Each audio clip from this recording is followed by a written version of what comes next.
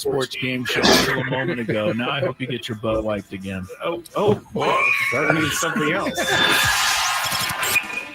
It's time to get you up to speed on all things sports. Yes! With plenty of nonsense in between. Oh, look! Here comes our fearless producer! Gwynn and Chris starts right now on 97.3 The Fan.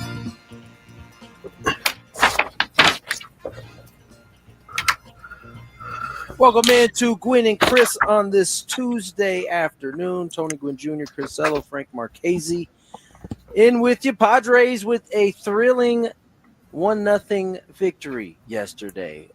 Really good game. Playoff-like atmosphere in San Francisco. Padres get game one, and defense, a little bit of timely hitting, I guess you'd say. Late in that ball game, get the Padres game one, and what was I thought a pretty well played game, Chris. One simple thing: a bunt. I love it, Tony. You know how I love this stuff. Yeah. You look, Mike Schilt, and look, he didn't outmanage Bob Melvin necessarily because Bob Melvin did the same strategy, right, in the bottom of the 10th inning, and they got the bunt down too. But the difference was the Padres had Jose Iglesias on their side.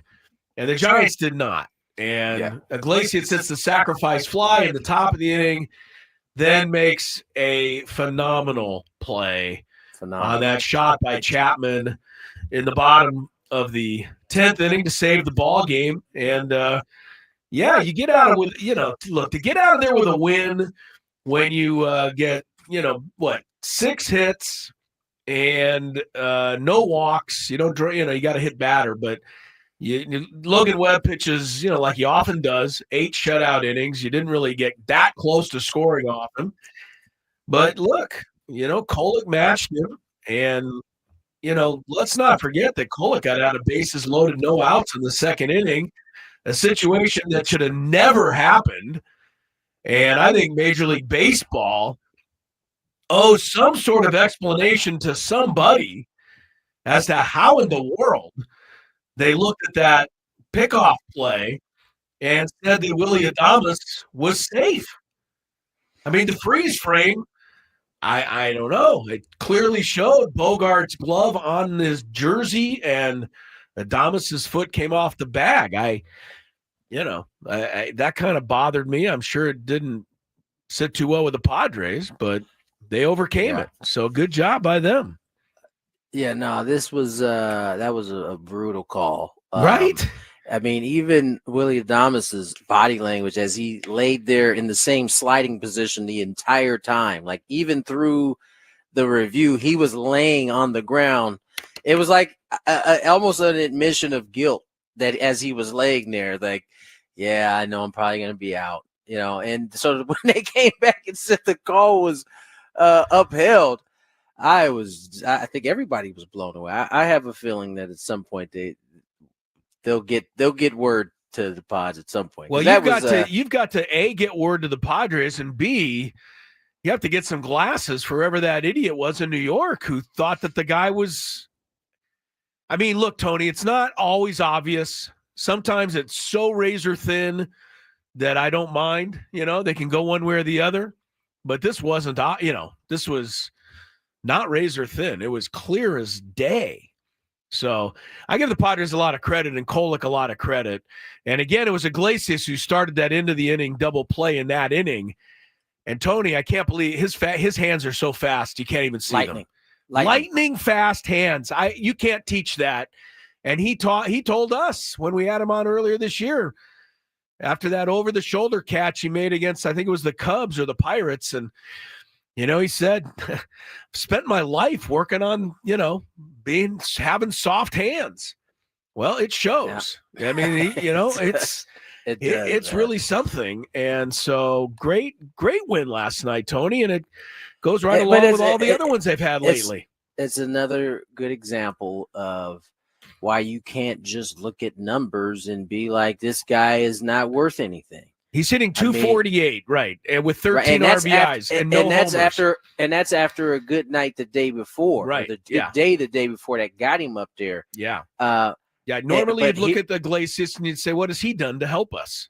Right. Yeah. But you take a game like last night where he makes pretty much every single significant play that mattered in that game. Yeah. Were on his shoulders. And so it was fun. It was I'll be honest, it was a fun atmosphere to be in. Like, it was cold, don't get me wrong. The wind was doing what it does, but it was a typical, to me, Giant Padre game. Like, low scoring or tight, whatever way you want to call it.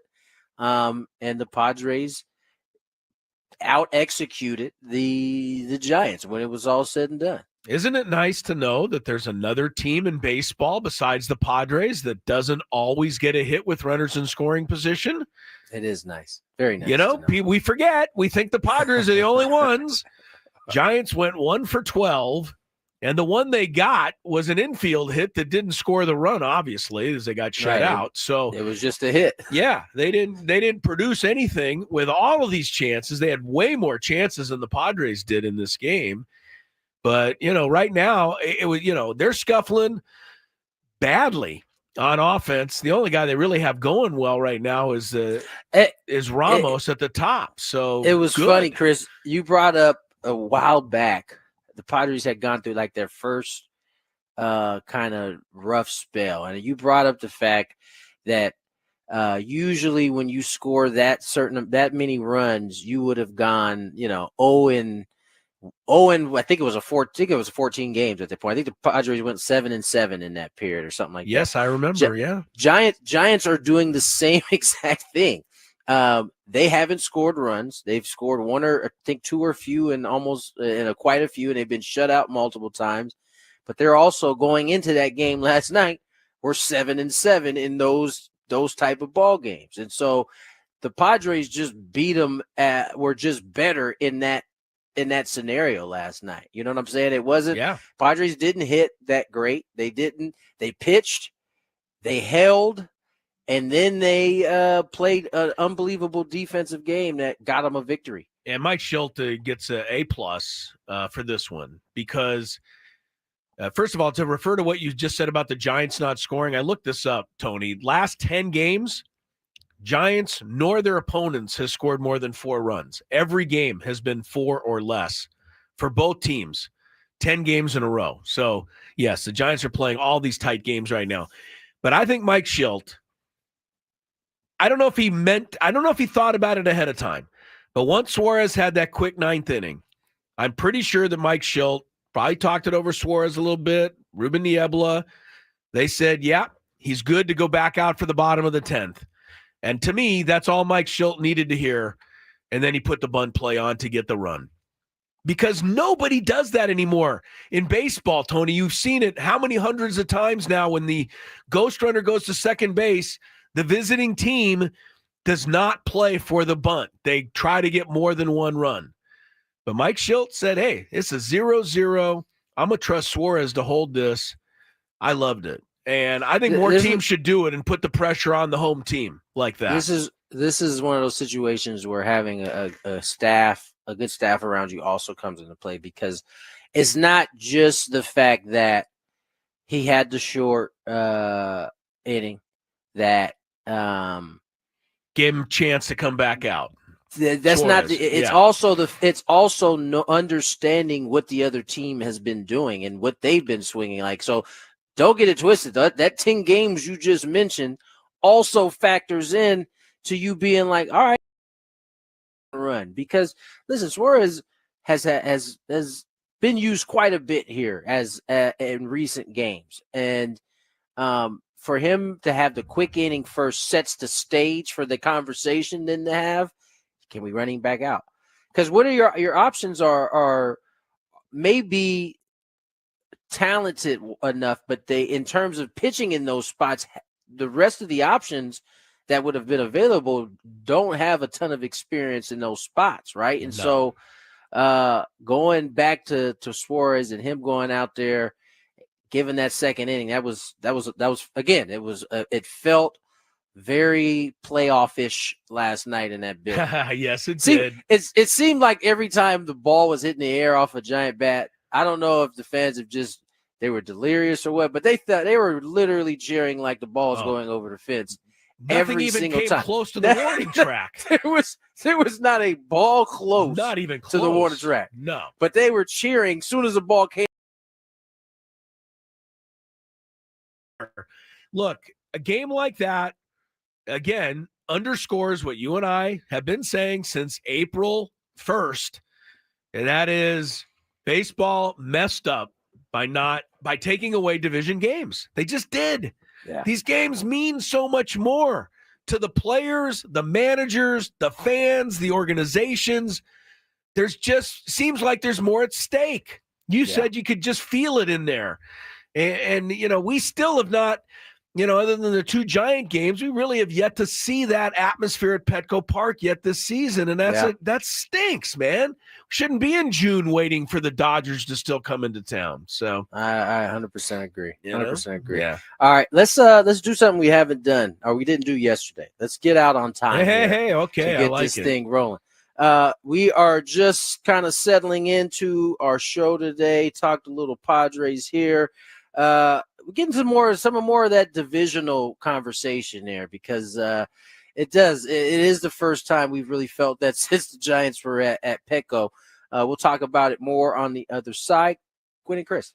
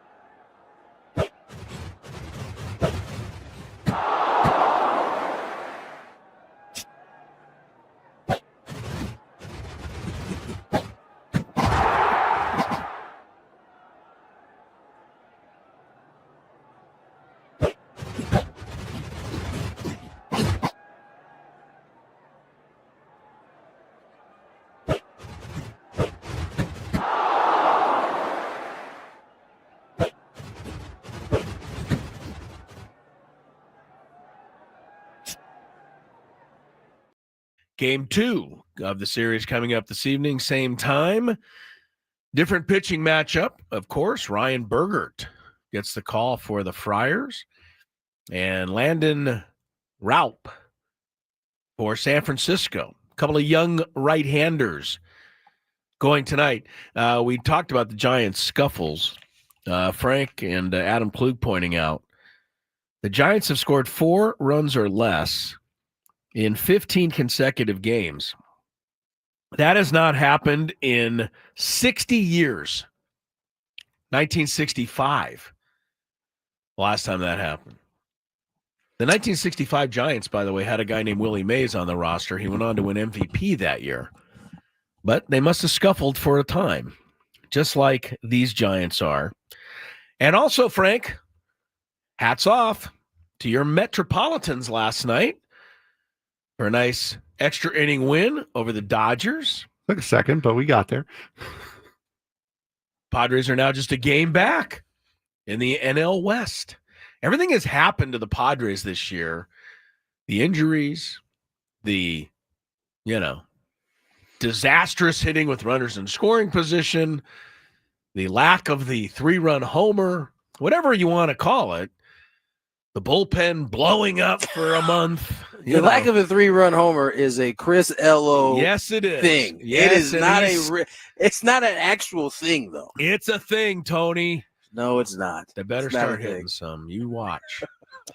Anyway. No, if they don't, they're going to be out one game out of first place. That's right. Man, that's so terrible. Just think where they'd be without those 3-run homers they've hit. They'd be maybe 2 games out. Maybe so. Yeah. No, you're right. It's my thing.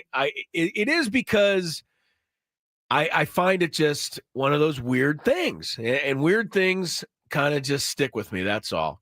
The fact that they've had well over 100 plate appearances this year with 3-run homers and no grand slams. Or I think it's 300 plate appearances. Like, how does that possible? You would think they've just happened by accident. But you're right, Tony. It's not having a huge effect on them. To be one game back, though, with everything that's happened, we'll take it and see if we can't get another one tonight. Padres are 8-1 against the division so far. And, like I said, I wish there was more. It's the first of 13 division games in 14 division games in a 17-game span. The cold part is we're gonna get like a nice dose in June, get a little more in July, and then we'll see you in September. No, we won't see you in September. Oh, we'll see you in early, August, huh? Yeah, August, and then I don't believe we see the Dodgers in September. Come on, pretty sure that's accurate. Yeah, baseball killing me. Here we go. I got you right here with the schedule. We see Colorado and Arizona. Well, great. We don't see the Dodgers. We don't see San Francisco after August.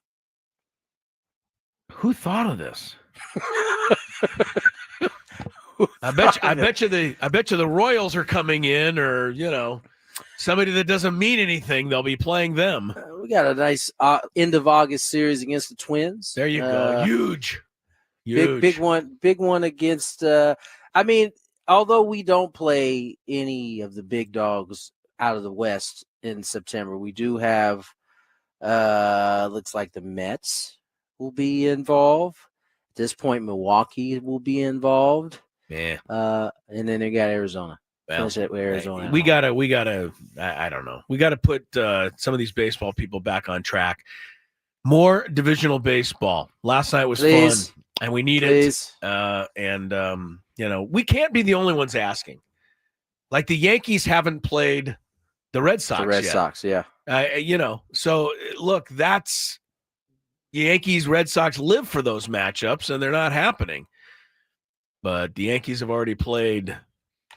Tampa Bay 12 times. They played Colorado. But speaking of the Rockies, how about that? A blind squirrel last night.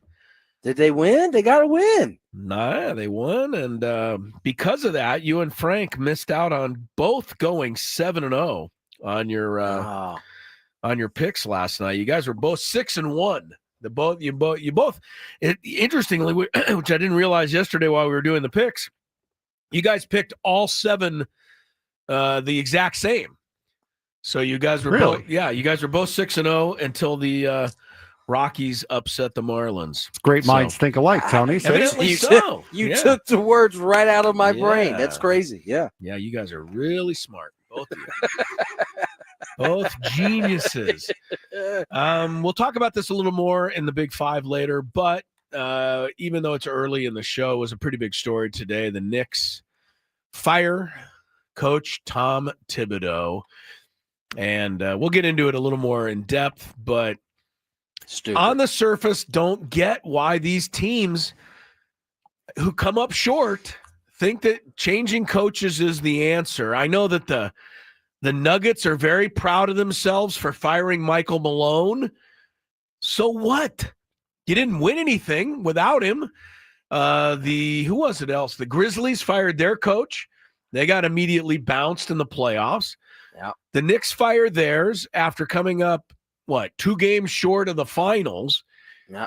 And if the Knicks are firing their coach, then there ought to be a story tomorrow on the NBA page that every team in the NBA has fired their coach for poor performance. Right, because unless you go to a finals, you should be or win it. I would think maybe Rick Carlisle's job is in jeopardy here in the next couple of weeks. If he doesn't win it. Yeah, I don't get why these teams always think the grass is greener, and it very rarely is. I know why they think it. I just don't think it applies in this Knick case, right? It's clear, especially in the NBA, players have a lot of power. I think there's probably more so than any other sport. But in this case, I mean, did you see Jalen Brunson's face when the reporter asked him after he had been eliminated? No. Did somebody ask him about maybe parting with Coach Thibodeau? I'm sorry, I just saw this thing come across my bottom of our ticker here. Bud Black to be the Knicks coach. It threw me off. Oh, Bud Black's going to be the next coach of the Knicks. Yes, because that firing didn't even work for the Rockies, and they suck. No, it did, but but my point is, Jalen Brunson was asked right after they had been eliminated about Tom Thibodeau's job, and he was almost irritated that the question was even. Yeah. He was like, "That's the question you want to ask right now?" Yeah, and he answered. He said, "Yes, I think he's done. His job should be safe." So it's not. My point is, it's not as though the best player on the team is like, "Hey, he's got to go," or is beefing with him. Right. So I don't understand. I don't get it. Are you saying he didn't? How can you possibly come up with the idea that he didn't maximize this roster the best way he could this year? Yeah. Did anybody else have them in the conference finals this year? Honestly, no. Did anybody else have? I'm asking anybody have them beating the Celtics in the semifinal? That was That was a given that they would lose to the Celtics. Yes, and they won it in 6 games, right? Yeah. And again, the fact that the Knicks hadn't beat the Celtics all year, they hadn't beat Cleveland all year, they hadn't beat Oklahoma City all year. Well, next year they're going to beat them, Frank, because they're changing coaches. No, but that was like, they have no Who shot are you against hiring? Boston. That's what I want to know. Who are you hiring? Well, that's the other part that Bud Black. Think is, Go for it. Bud Black. Yeah, that's the other thing that is crazy to me, Tony. I've already seen a list of names. Like, people flock to this kind of stuff. Oh, well, the Knicks have fired well, I know who they're going to replace him with. No, you don't. You have no idea. You didn't even think about this until they dropped the bombshell that they were firing him. But every out-of-work coach in the history of, basketball now is rumored to be going to the Knicks, led by Jay Wright, who coached Villanova to a couple of championships and has been out of the coaching profession, relaxing and enjoying himself for the last 5 years. I think he'd be stupid to go back into something like this. Getting some of his life years back by not coaching. Yes, but everybody makes the connection. Brunson and Hart and Bridges all played for Jay Wright at Villanova, so it's perfect that he goes back to the Knicks. So, speaking of Bridges, I did see Stephen A. make a really good point about the Knicks giving up 3 first-round picks for Mikal Bridges at the time, who hasn't been an all-star at this point in his career, and those picks would have been. One would have been this year coming from the Pistons. It would have been a protected top 14 pick. Yeah. Some of the moves that they have made, I think his point was that you're going to need more out of Mikal Bridges if you're giving up 3 first-round picks for him. Although he played well, I don't know that he lived up to that billing in terms of what. But general managers never look in the mirror and say, "Hey, I could have done better." Yeah, they just fire the coach, and then I think they go to the owner. Is it still Dolan?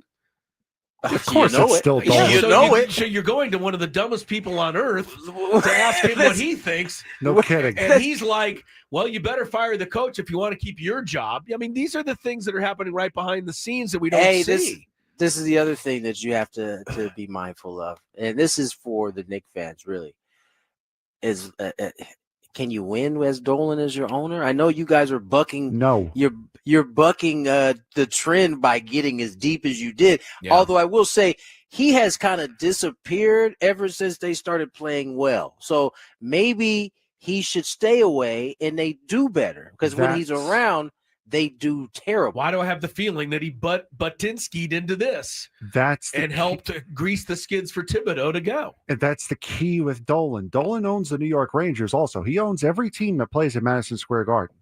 The Rangers were hot. They were good. They were going to the Stanley Cup finals. They were going to the Eastern Conference finals. Right.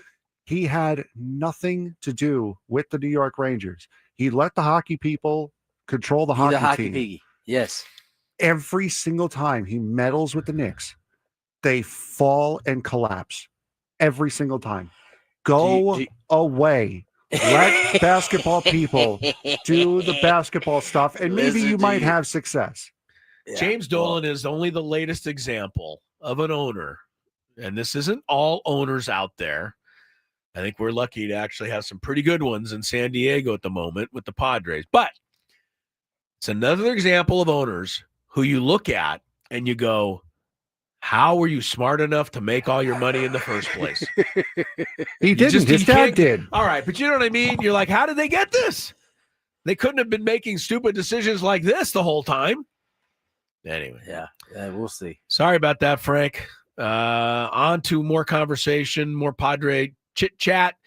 And, the whispers and the rumor mill keeps on swirling around the Padres as well. It is June, so, it's about that time. We'll let you know what the latest is when we come back on Gwynn and Chris.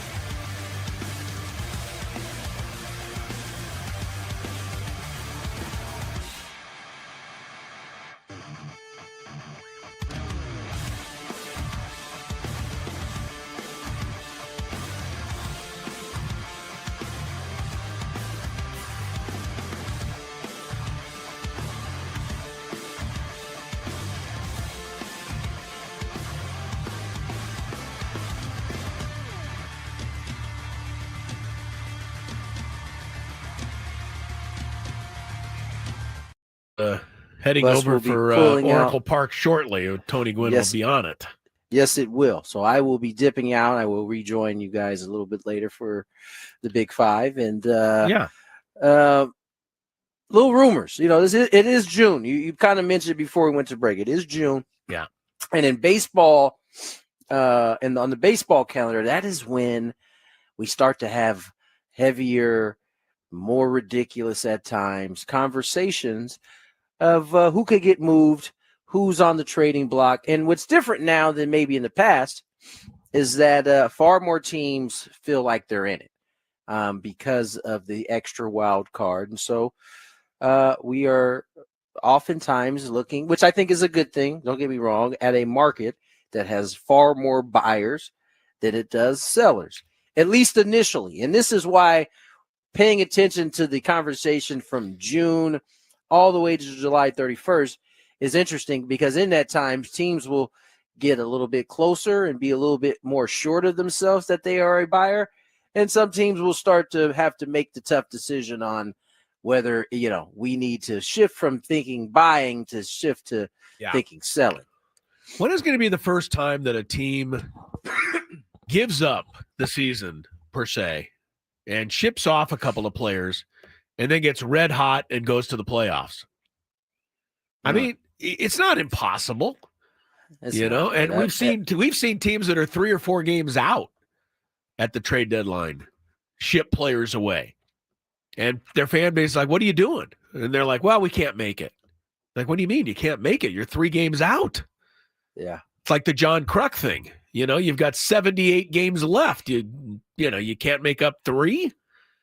So it's a weird dynamic. And then if you don't ship away your players, and then you don't make the playoffs, right? Then the next year comes, then you're a stupid organization because you hung on to them too long. So a lot of times these teams can't win no matter what they do. Yeah. I mean, that's why they're getting paid big bucks. Yeah. Well, fair enough. You gotta make these type of decisions. That's just what it is. And I think teams have gotten better at being honest with themselves.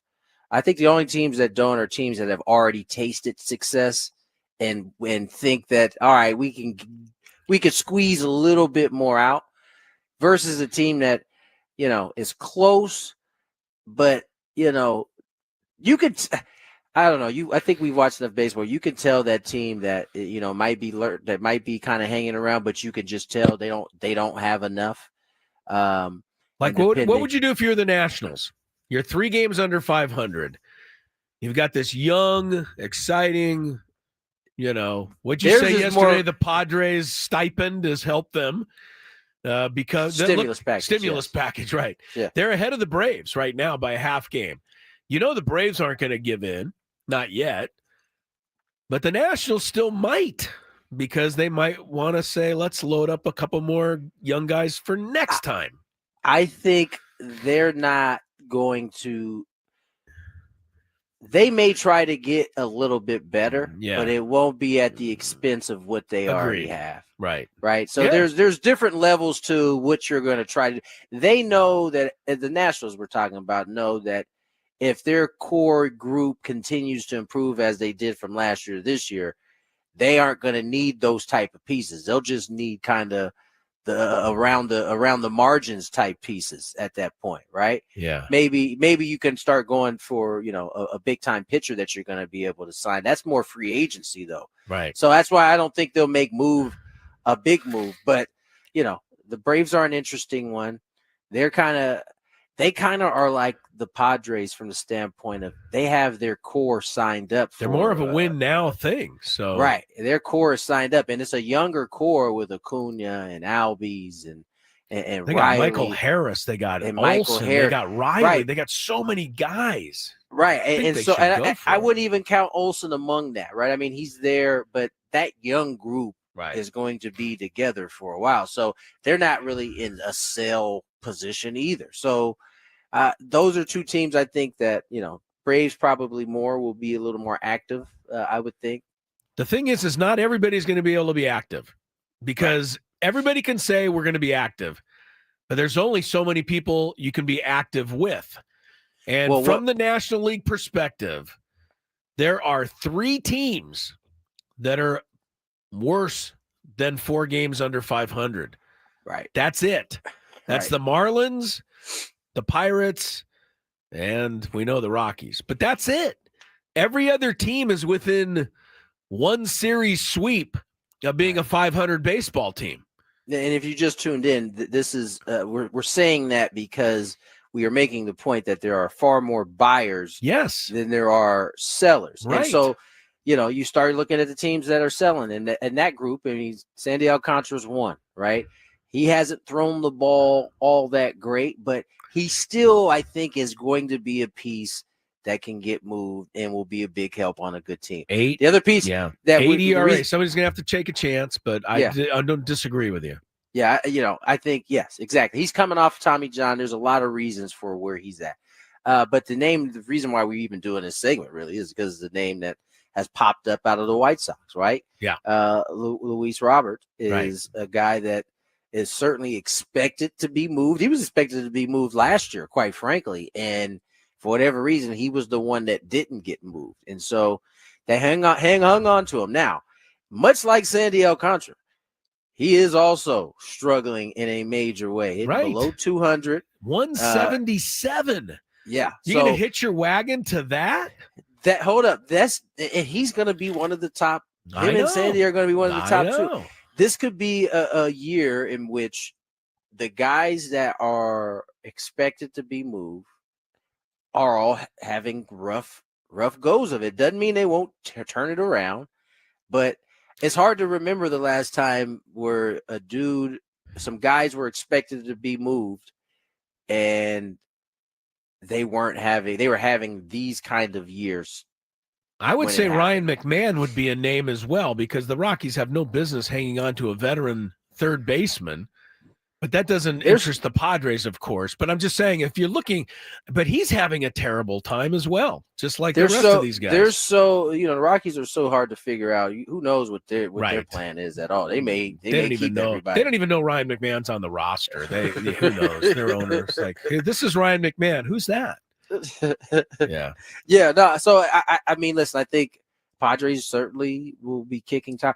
I tend not to worry about what the Padres are thinking or doing, because inevitably AJ is thinking something completely different, and he's far ahead of where everyone else is out there. Even though you and your blog think that you know more than him, you don't.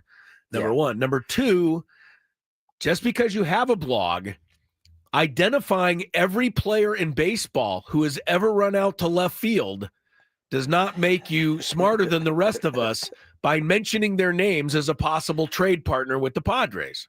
I don't know what blog you're talking about, but every blog guy says, well, we get Taylor Ward, we can get Robert, we can, get the left fielder from the Red Sox even now.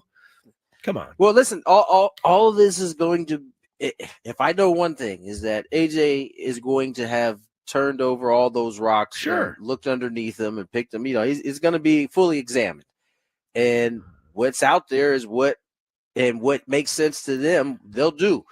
I think they see everything else that everybody else sees. So, it's going to be fun to watch this kind of develop over time. All right, I got to roll, y'all. Yes, because if you miss the bus, that is it, and they're not going to wait for you. Tony, we'll catch up with you a little later. All right, we'll catch up to you. You'll get into the ballpark. We'll talk with Tony a little later. Meanwhile, we roll on here on Gwynn and Chris. The thing about the trade deadline that I don't think, well, I shouldn't say this. I think the general fan understands it, but they don't apply it. And here it is. No team in baseball is out there with the express purpose of doing what they can to improve the Padres situation. Right. And I don't think that we think that through often, just like in the Jared Duran thing. I would love to get this guy. He's an excellent ball player. And he was, last year's Jared Duran was incredible, obviously. But the Red Sox are not in the business of making the Padres better. They're in the business of making the Red Sox better. So if they trade him, they're going to probably make you very uncomfortable in terms of what you want to give up. And we discussed all the reasons for that. The same's with Luis Robert. The same's with, Taylor Ward and every other left fielder in baseball. So you have to find a willing trade partner, and you have to do something that, makes some sense for yourself out there. Every now and again, you can hoodwink somebody, right? You can make a trade that is completely one-sided, but it's very rarely going to happen. And so, just understand that going in, it's not that easy to do. Miguel Andujar, the Athletics. Okay. Mm-hmm. You want that? Left field. He plays left field, so he must be a guy that we want. And for a guy like Miguel Andujar, I remember when he came up with the Yankees, he had the most doubles in a single season by a rookie. He was a third baseman, was he not? Yeah, he was at that time. But he had like 45 doubles in his rookie year, which for a rookie is absolutely obscene. Right. Now, just looking through on ESPN.com, Jeff Passan put out an article the other day, which kind of spurred this, the early MLB trade deadline review. Yeah. Baltimore, best player available, Ryan O'Hearn, first baseman.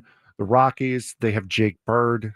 He has Jake Bird as the he's a middle reliever at best, and certainly the Padres don't need that. Luis Robert for the White Sox. The Pirates, best player available is not Paul Skeens. Thank you very much for that insightful analysis there, Passan.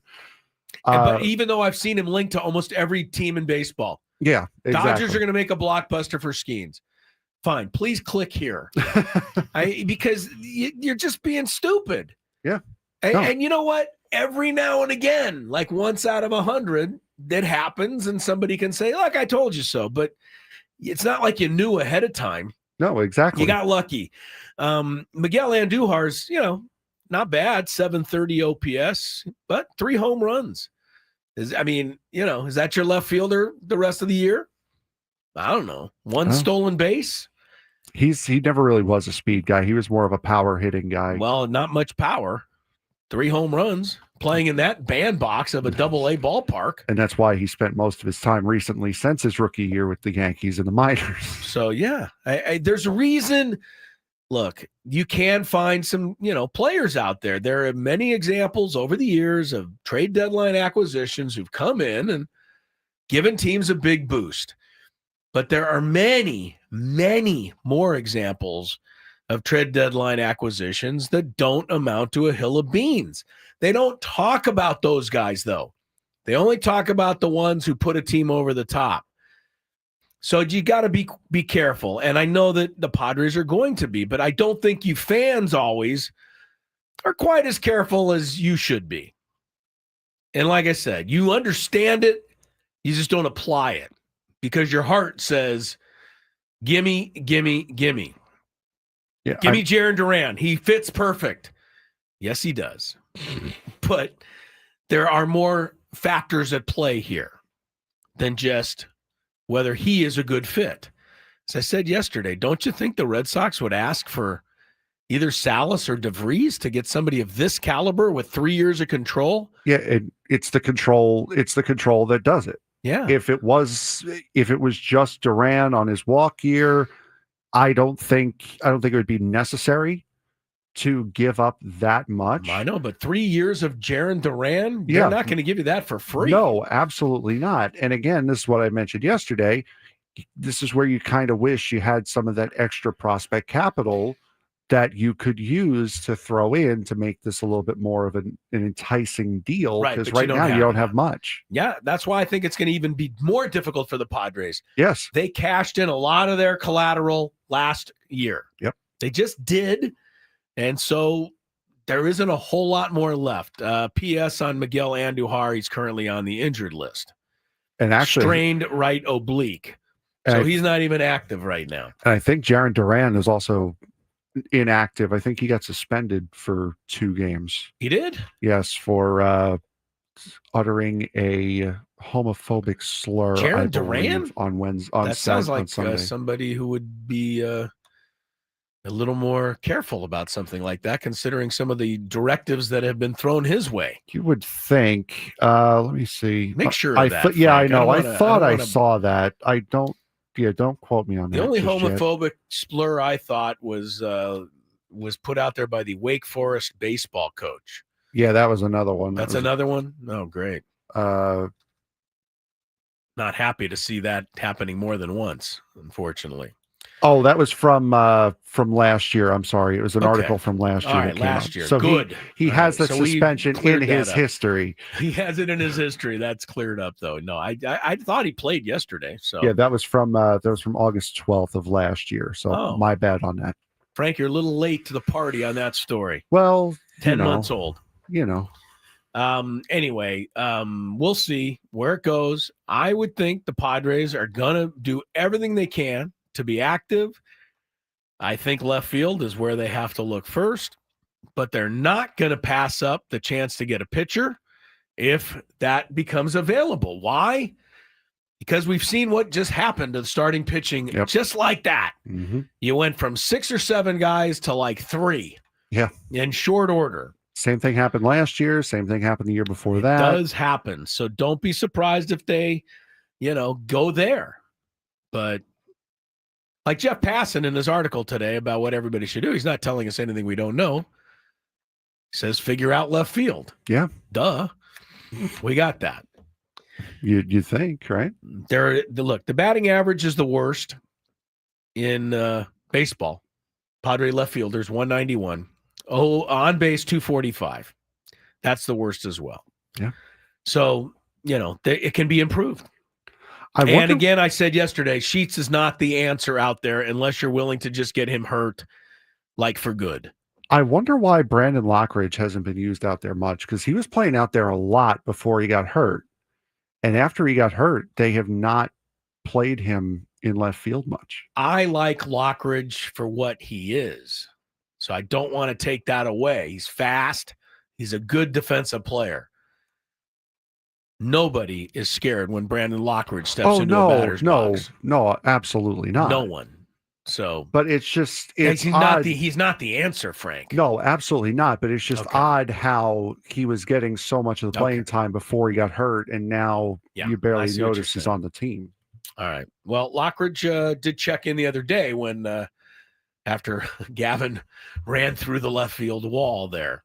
I heard the repairs are going Bull Durham type move. I heard the repairs are going well. Yes, out but in the Petco fortunately, the Padres are not home for another week, so they have time to full renovation required. Full renovation required. All right, no day baseball today. Everything is under the lights. Padres will begin play 1 game back of the Dodgers.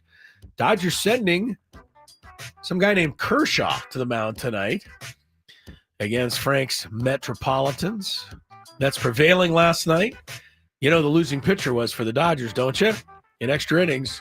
Tanner Scott. Another bad game by Tanner Scott. He came in and was like double, single. Game over. I personally didn't mind it. I know you liked it. I'm saying the Dodgers, they spent a lot of money on that guy. And we all thought losing him was going to be the death knell. I don't like what I just saw, though. Clayton Kershaw, 11-0 with a 2 ERA and 18 career starts against the Mets. Never lost to the Mets, huh? No. Okay. At least not officially he hasn't. Keep that in mind when we get to the Daily Gambit, which is next on Gwynn and Chris.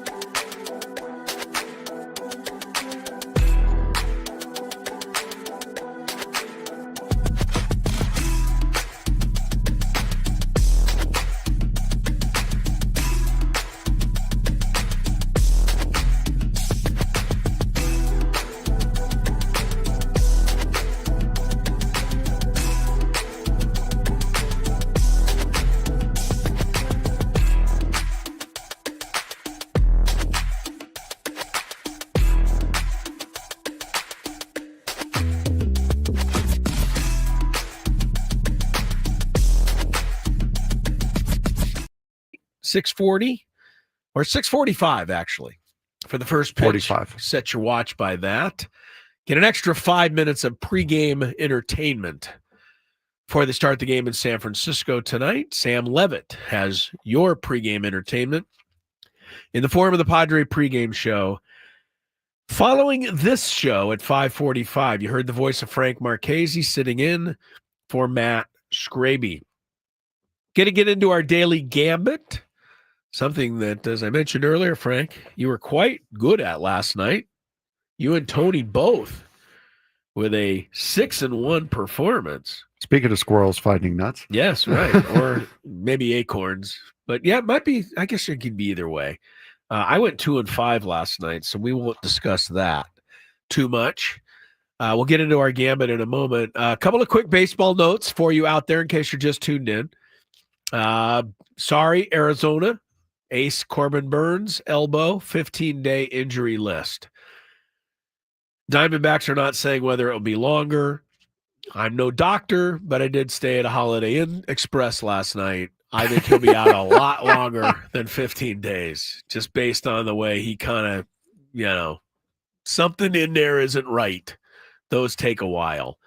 Yankees put closer Luke Weaver, IL, 4 to 6 weeks for him. He's on the 15-day, but that's going to be a whole lot longer. The pitcher himself said he doesn't refute a report which estimated 4 to 6 weeks. Jazz Chisholm, though, is back for the Yanks. And one more here. Bryce Harper, elbow injury, back after a 5-game absence. That was required after he was hit in the elbow by a Spencer Strider pitch. And we do forget that getting hit by a pitch probably hoits a lot. Like last night, Wilmer Flores was a little hot, remember? Yeah. After he got hit. Yep. And everybody said, calm down. Okay, well, that's easy for you to say. You didn't get hit. It's not easy. Guys don't like it. No, it stinks. It really does. He got nailed. It was the third one of the game. So, I don't know that he needed to make a federal case out of it, but yeah, I understand. Doesn't feel great. They wear that armor for a reason out there. Max Scherzer throwing a little live BP as he tries to make a comeback with, what team is he on these days? Toronto, yeah. All right, Frank, let's get to the daily gambit. Do you like money? I think about money a lot. Do you like money without doing anything? Winning. Do you want to make money while watching sports? I think Washington is immortal luck. Washington! Woohoo! If you answered yes, this is your segment. Just don't blame us when you lose. Nothing is ever your fault. It's your game. Take it. Gwynn and Chris go through the top bets of the day in The Daily Gambit on 97.3 The Fan. Have some fun with us as we make our picks, and you can make some picks along for the ride there. Just be careful betting on this stuff. Let's do it responsibly. Yeah. How many? I mean, look, if you have a little money that you want to set aside for entertainment / gambling, good for you. But if you don't have money you can set aside, then you can't gamble with that money. And as we found Period. out yesterday, don't send any threats because police will find you. Good. I was really happy to hear that So story was I. about Lance McCullers, who was threatened, and they did, find this guy who threatened him. He was Absolutely. Where was he? In overseas somewhere. So good. I mean, if they can find you, so come on, man. Don't bet on these guys because here's the reason I would tell you not to bet on these guys. Because they're not trying to do what you're even betting on. Simple. Like, it's one thing to, make a bar room and bet and say, hey, I can eat, that whole plate of lasagna in 40 seconds. Okay, at least that's something you're trying to do. You feel you can do it, maybe you wager a few bucks. But betting on these guys to win a basketball game by 14 points, they don't care. Winning by 12 is plenty for them. It's not George Costanza telling Paul O'Neill, hey, I told a dying kid in the hospital you'd hit 2 home runs. Remember that? Paul O'Neill's like, 2? It's hard enough to hit 1. How did that end up? I think he had the 1, and then he got thrown out at the plate on a potential inside the park home run like that, for the second home run. Yeah. All right, here we go with the gambit tonight. Miami, we're going to put it out there again. Miami minus 1.5 over the Rocks. Rocks win last night. If they win tonight, it would be their first series win since last September. Can they snap a 22 series streak here by winning tonight? Frank, you go first. They haven't won back-to-back games in just once about that year. amount of time. Oh, they once have this year. Okay. Once, yes. But they haven't. That's it. Once. What do you think? Can they beat the Marlins again? I don't trust it. Lightning doesn't strike twice in the same place. Sandy Alcantara with the 8.27 ERA is pitching tonight. By the way, the guy that you all want the Padres to trade for. He's going to look like the Sandy Alcantara. He hasn't looked good. No, he is not. I'll tell you what. I'm going to go Colorado. They got a better pitcher, actually, tonight. They have a young guy named Chase Dollander who's pretty good. He is very good. He's not there yet, but he's pretty good.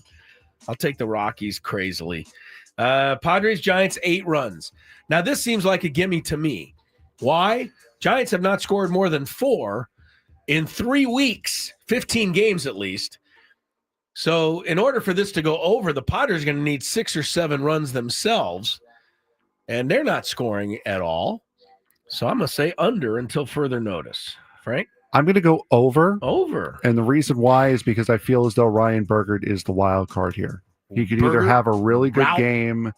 Well, one thing that you got to keep in mind tonight, Suarez is not pitching tonight. I don't care what the situation is. After 2 innings last night, no way. So the Padres are going to have to do some finagling in their bullpen tonight. And make no mistake, Ryan Bergert is not throwing 9 innings. So the bullpen will come into play. Yeah, and with Bergert, it could be 5 innings, could be 2 innings. Yeah, you're right. know. Yeah, got to wait and see, but hopefully the Giants will continue to scuffle. All right, you mentioned it, Frank, so I put it in here. Dodgers 1.5 over the Mets. Why are they favored? Because Clayton Kershaw is 11-0 lifetime against you, Frank, and he's pitching tonight. What say you? You got Tyler McGill in response to Kershaw on the Mets side. That was a very different Clayton Kershaw. Yes, that's true. At that the 11-0 Kershaw is not this Kershaw. I'm taking the Mets. Okay. Good for you. I know Mark Vientos on the 10-day IL for a calf strain, I think. He tried to run out a ground ball last night. With all due respect to all these guys, you're professional athletes. I expect better. I do. I know that injuries happen, but I go run all the time and I don't go on the injured list. Why are you going on the injured list when you're a professional paid to do this and you have all kinds of stretch professionals and yoga instructor? You know, I mean, like, I don't get it. But Mark Vientos hits a ground ball in the 10th inning and he starts running to first, and the next thing you know, he's on the ground. Good news is, though, they have Ronnie Mauricio, who's coming up, who's only that guy? He's only hit .515 in Syracuse with 3 home runs in 8 games. So he'll be all right. Because of that, I'll take the Dodgers tonight. There it is. Dodgers don't lose back-to-back. Paul Skeens pitches tonight against the Astros in Pittsburgh.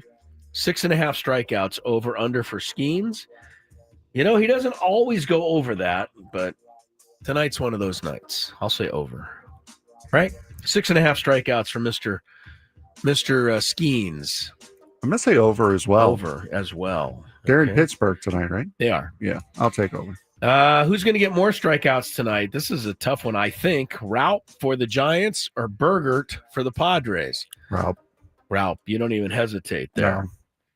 It does seem like he's the smarter bet because he's likely to be in the game longer. Yes. Yeah. Especially with this being Bergert's. I just saw it on MLB Network. This is his first major league start. Right.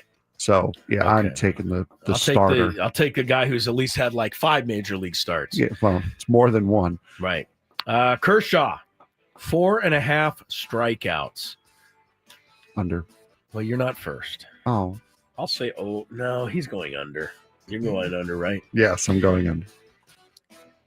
How's the Kershaw curveball these days? Has anybody seen it? It has It's not the same, right? It wasn't It used to be incredible. It wasn't my week to watch him last week, I know. unfortunately. So His curveball used to be so fun to watch. Looked like he was going to throw it over the backstop and it would drop in at the knees. You're like, wow. All right, some good tennis tomorrow. Americans, Coco Gauff and Madison Keys in the quarterfinals of the French Open.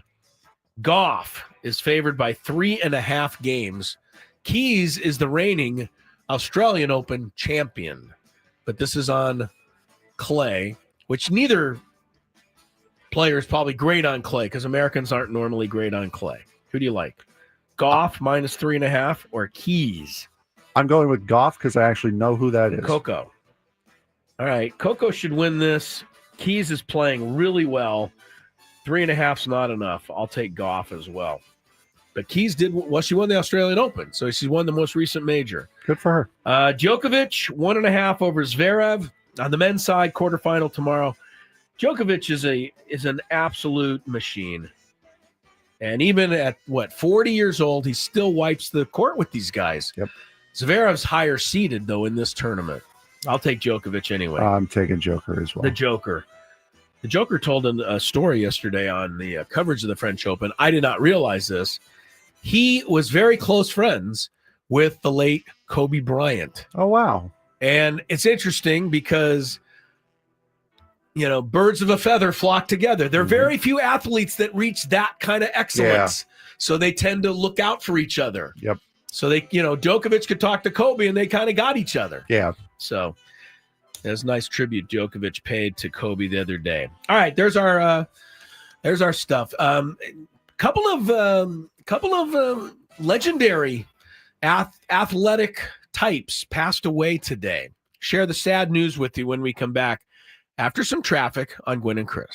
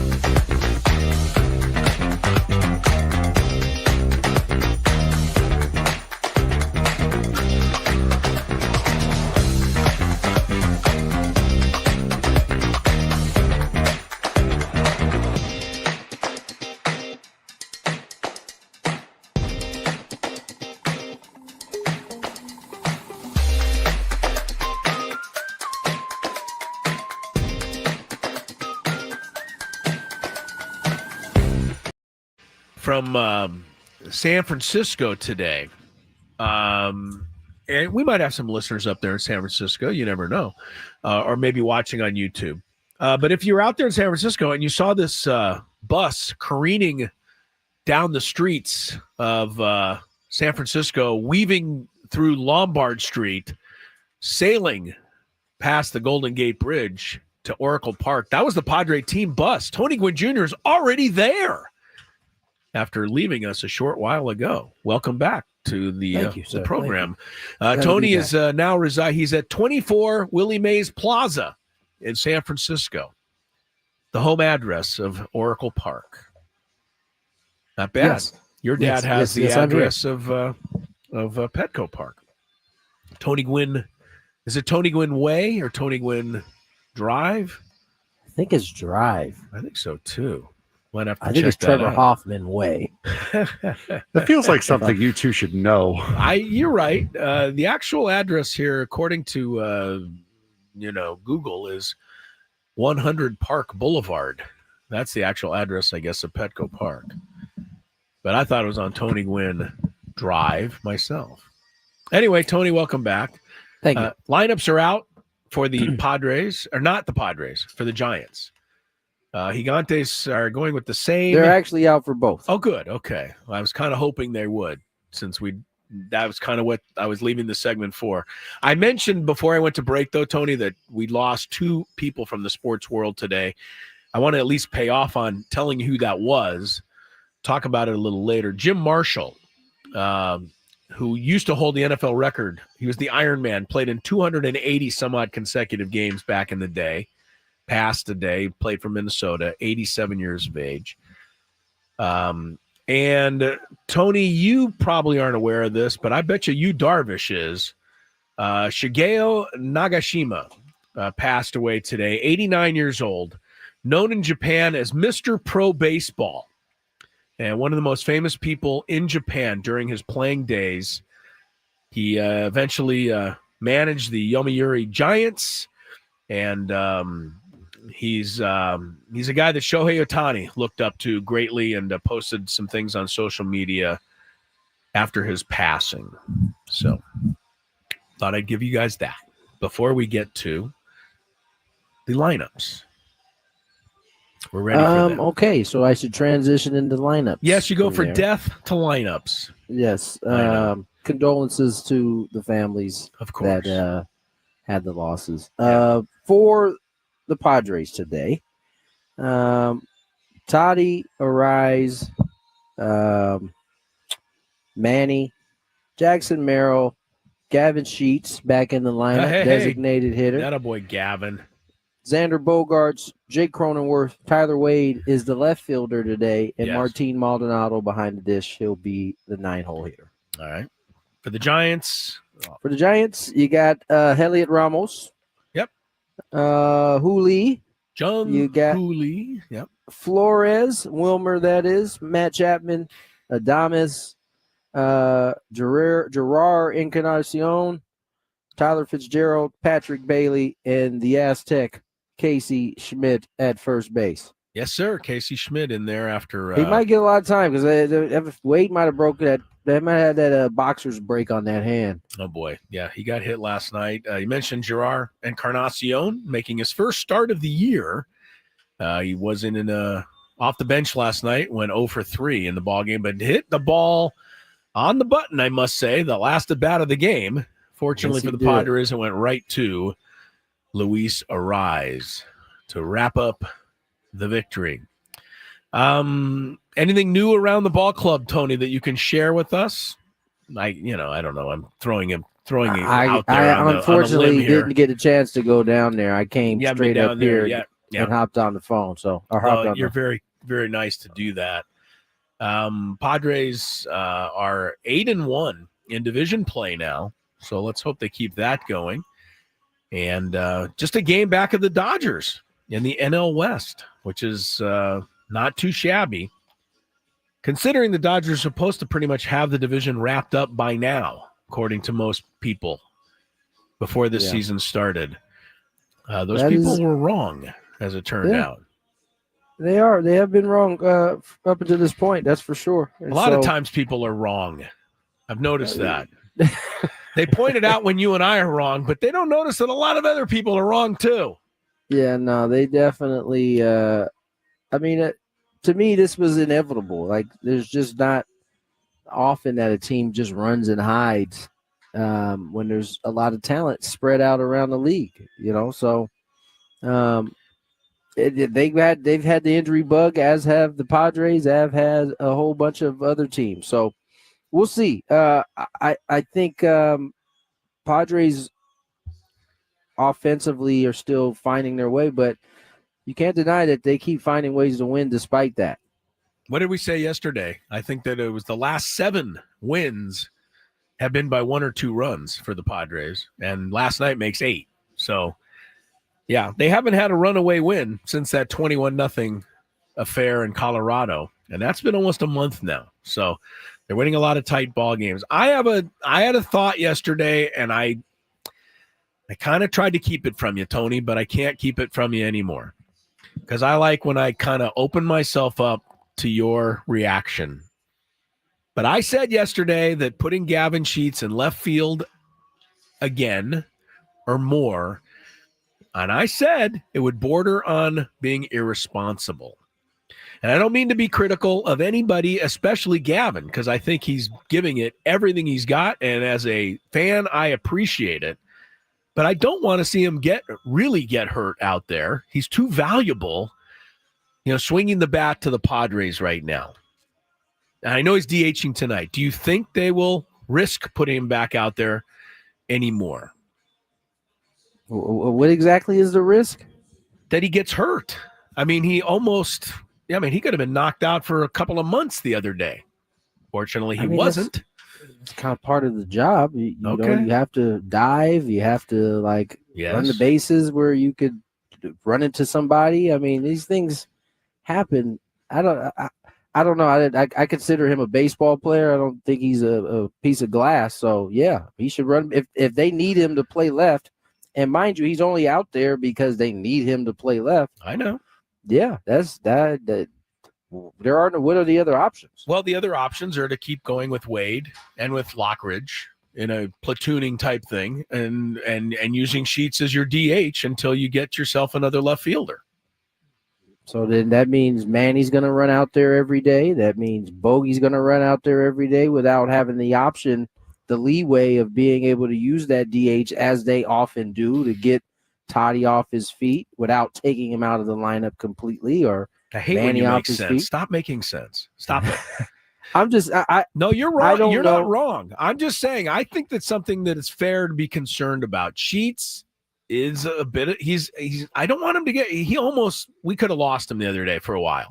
And we can't afford that right now. No one else is swinging the bat. That's all. That's my comment. I'll stick with it, but you're probably right. They're going to have to put him out there for the time being, just not tonight. Yeah, I mean, he's fresh off of running into the wall pretty hard. I'm just saying he wouldn't be the first guy that's run into a wall. I didn't think they stopped playing outfield after they've done that. Jose Canseco once had a ball bounce off his head over the fence, and I don't think they put him out there again. But that's Jose Canseco. Do you remember that play? That's also a ball bouncing off of his head. Yes. Have you ever seen the highlight of that one, Frank? I think it was in the old Cleveland stadium. There or Fenway, one or the other. But yeah, I recall him in I think it was in a Rangers uniform. Yep. When it happened. Yep. Doink. Doink right off his head. Would say. Yeah. Bounced right on over for the old HR. Attaboy, sure. Jose. All right. Well, I mean, look. The Padres have to do what's necessary. And as I said before, Sheets gets all of my respect for going out there and giving it everything he's got. And that's what a team, player should do. But I think they might be better with him as DH for the time being. We'll see what they do. We'll see what they do. We're going to take a break, bottom of the hour. And Frank, did you come up with a segment for the next bit of time? Oh, that's my job? Well, normally it's when we do the it's normally when we do the Fantabulous Game Show. I didn't know if you wanted to participate today, and I didn't know if Tony was going to be around for it. I mean, it'd be my first time, but sure, we can try to swing that. Then I'd have to come up with a subject in the next 4 minutes. Do you Or think we I could can do do that. it? I don't know that I'm gonna be able to hang around for the See? entirety of that anyway. There you go. Okay, so fair enough. I'm off the hook. All right. Well, we'll do some form of some entertainment, so stick around and wait on it. Gwynn and Chris continues.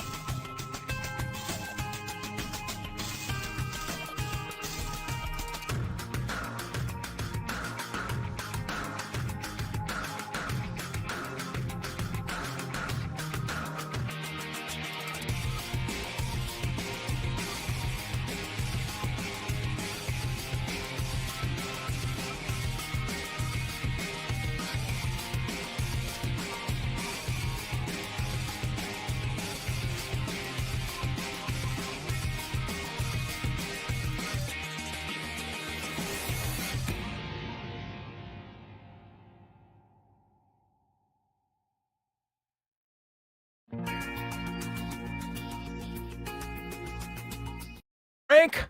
Big Frank is alongside. Gwynn and Chris, a couple of more hours here till 5:45 or so. Big Five is coming a little bit later. Frank, we, as I mentioned, we normally do the Fantabulous Sports Game Show here where Tony and Scraby go head-to-head for fabulous cash and prizes. Today, we're going to do a category that I think the fans will have fun with. It's not going to be the game. You have nobody to compete against. So you're going to compete on your own. So say I've got enough competition with myself now, really. You're going to compete on your own, and I'm going to let the chat help you. Okay. So if you got an answer and you're in the chat on YouTube, type it in. Frank can use your suggestions. And between you and the chat, we're not going to take phone calls on this. It'd be a little too cumbersome to keep going to the phone line every time. Yeah. But between you and the YouTube chat, and by the way, just in case you have yet to find out that our show is on YouTube, understand that it is every day. You can watch it. You search 97.3 The Fan, Gwynn and Chris, 2 to 6. We're here. You can watch the program. Probably doesn't apply to you guys in the car out there. Yeah, guys and gals in the car. Please don't watch don't tune while in while in you're the in car. the car. All right. So here's the category today, and I think it's a fun category. So we're not playing necessarily the Fantabulous, but we're going to do a little trivia, and everybody out there, you can take your best shot. Here we go, Frank. I'll tell you what the category is. See how you do. I think you're going to do okay. Denzel has already predicted my future in the chat. What did he say? I am so cooked. You? I think you're going to be better than Denzel thinks, but we'll see. There are... Or Diesel, sorry. I dyslexia. See, Oh. we're already off to a great start. It's Diesel, not Denzel. All right, you got 10 Padres. Okay. You've got 11 New York Mets. Okay. And there are 3 that apply to both teams. And what we are looking for is players only, not managers, players only from those 2 franchises who have been inducted into the Baseball Hall of Fame. Okay. You don't have to play your whole career with the Mets or the Padres. You can play any part of it, and you qualify. So there are 3 guys that are in the Hall of Fame that have been on both the Padres and the Mets. And then there are 10 only Padres, 11 only Mets. Okay. So take your best shot, Frankie. Would you want to? I mean, I'm going to give you some time, but the chat will be helping you. Should we do traffic first? Yes, we'll give everybody a chance to kind of sort it out in their own mind while we do traffic. Good idea. From the 855 Get Ross Traffic Center, protecting San Diego after accidents or injury, here's Kelly Danick. Traffic is sponsored by Crystal Geyser, Alpine Spring. Got a few things to watch out for. Stalled motorcycle on the transition ramp, westbound 54 at the South 5 connector. He's over to the left shoulder, so just take it extra carefully there. Also, reports of a collision on eastbound at 52 right before Genesee. That's over to the left shoulder. Westbound 78, hit and run crash before Jefferson. That's over to the right shoulder. What makes Crystal Geyser Alpine Spring Water different? They always bottle their Alpine Spring Water less than 1.5 miles from the spring source. And all of their bottles are made with 50% recycled plastic from their own recycling plants. Crystal Geyser, bottled at the spring source. I'm Kelly Danick with Gwynn and Chris, San Diego's #1 sports station, 97.3 The Fan. Hey, all you beautiful people out there, it's time to play one of our favorite games of the week. All right. We like to call it Ooh, I'm going to go. Chris's Fantabulous Sports Game Show. It starts right now on 97.3 The Fan. Wanted to hear the open, so we played the open. It's not the exact Fantabulous Sports Game Show, but it's today's version of it. Frank's been given the category. We're giving you a chance out there, if you're in the chat, to take some guesses as well. Going to try to come up with 24 correct answers here, people. 11 Mets, 10 Padres, and 3 who qualify for both. 24 players that have been inducted into the Hall of Fame that have played on those 2 squads. Okay. Frank, I'll let you start. Is anybody chimed in the chat already? I mean, there's some I've easy seen, ones. Yeah, I've seen a couple. All right, we'll go to those shortly. But what do you have? You want to start with? We'll start easy. Let's go with Tony Gwynn. Tony Gwynn's in. That's correct, Frank. You have one down, 23 to go. Trevor Hoffman. You got two, both on the Padres. Of course, the reason we conclude the Mets here is because Frank is a big Met guy. Yeah. Mike Piazza. He is one of the guys that qualifies for both. Yes, he is. He was a Padre. He was also a Met. So Piazza's correct. You got three down. It's probably a more obscure one. Willie Mays. Willie Mays. Very good. Finished his career as a New York Met. Had his number retired there a couple of years ago as well. Really? It took him that long? Well, it's yeah. Willie wasn't great with the Mets. There's a story behind it, but yeah. He played in the 73 World Series against the A's as a Met. There's a famous shot of him. He was on deck, and his teammate was tagged out trying to score on a sacrifice fly, although the tag was never made. There was no replay. Yep. The runner was called out. Willie Mays is on his knees pleading to the umpire, and it never got overturned, obviously, in those days. All right, good, Frank. You got, what do you got, 4 so far? Got 4 for 4 Only so 20 far. to go. Looking for New York Mets. Tom Seaver. Tom Seaver, of course, yeah. He's probably the most famous Met, maybe, in the Hall of Fame, although there's many others. There's a lot of these that are tough, like guys that I didn't even know played for the Mets ever that got into the Hall of Fame and in this category. And there's some Padres that didn't play a whole lot, along with the Padres, but are in this as well. That's why I'm curious to go to the chat. But you're doing okay. You want to do as long as you can go. David Bennett in the chat. Why do you mock me with David Wright and Keith Hernandez? That's just rude. That's just rude. That's mean. Neither of them is in the Hall of Fame. So Nolan Ryan. Nolan Ryan's correct. He started his career with the Mets. Very good. Are we out of guesses already, everybody? Did I say Gary Carter? No, you didn't. You did now. He's in the Hall of Fame. Gary Carter, correct. 1, 2, 3, 4, 5, 6, 7. 7 Mets are left. Just made and 8 Padres. Just made it this year. Billy Wagner. Billy Wagner, correct. Very good. So whoever got that, did you get it, or was that a chat? I saw it in the chat, but I knew it also. All right, very good. There's quite a few Padres left. Some of them are quite famous. They're not total no names here. Dave Winfield. Dave Winfield is correct. Very good, Frank. Dave's in there. Sure. He began his career as a Padre.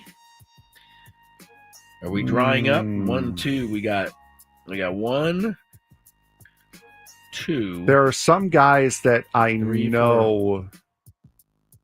There are some guys that I know played for one or the other that were like borderline Hall of Famers that I don't know if they're in or not. We'll take a shot. See if you're right. You can try. Roberto Alomar. Roberto Alomar qualifies for both squads. Oh, there you go. He's a Padre and a Met. That is correct, Frank. Good job.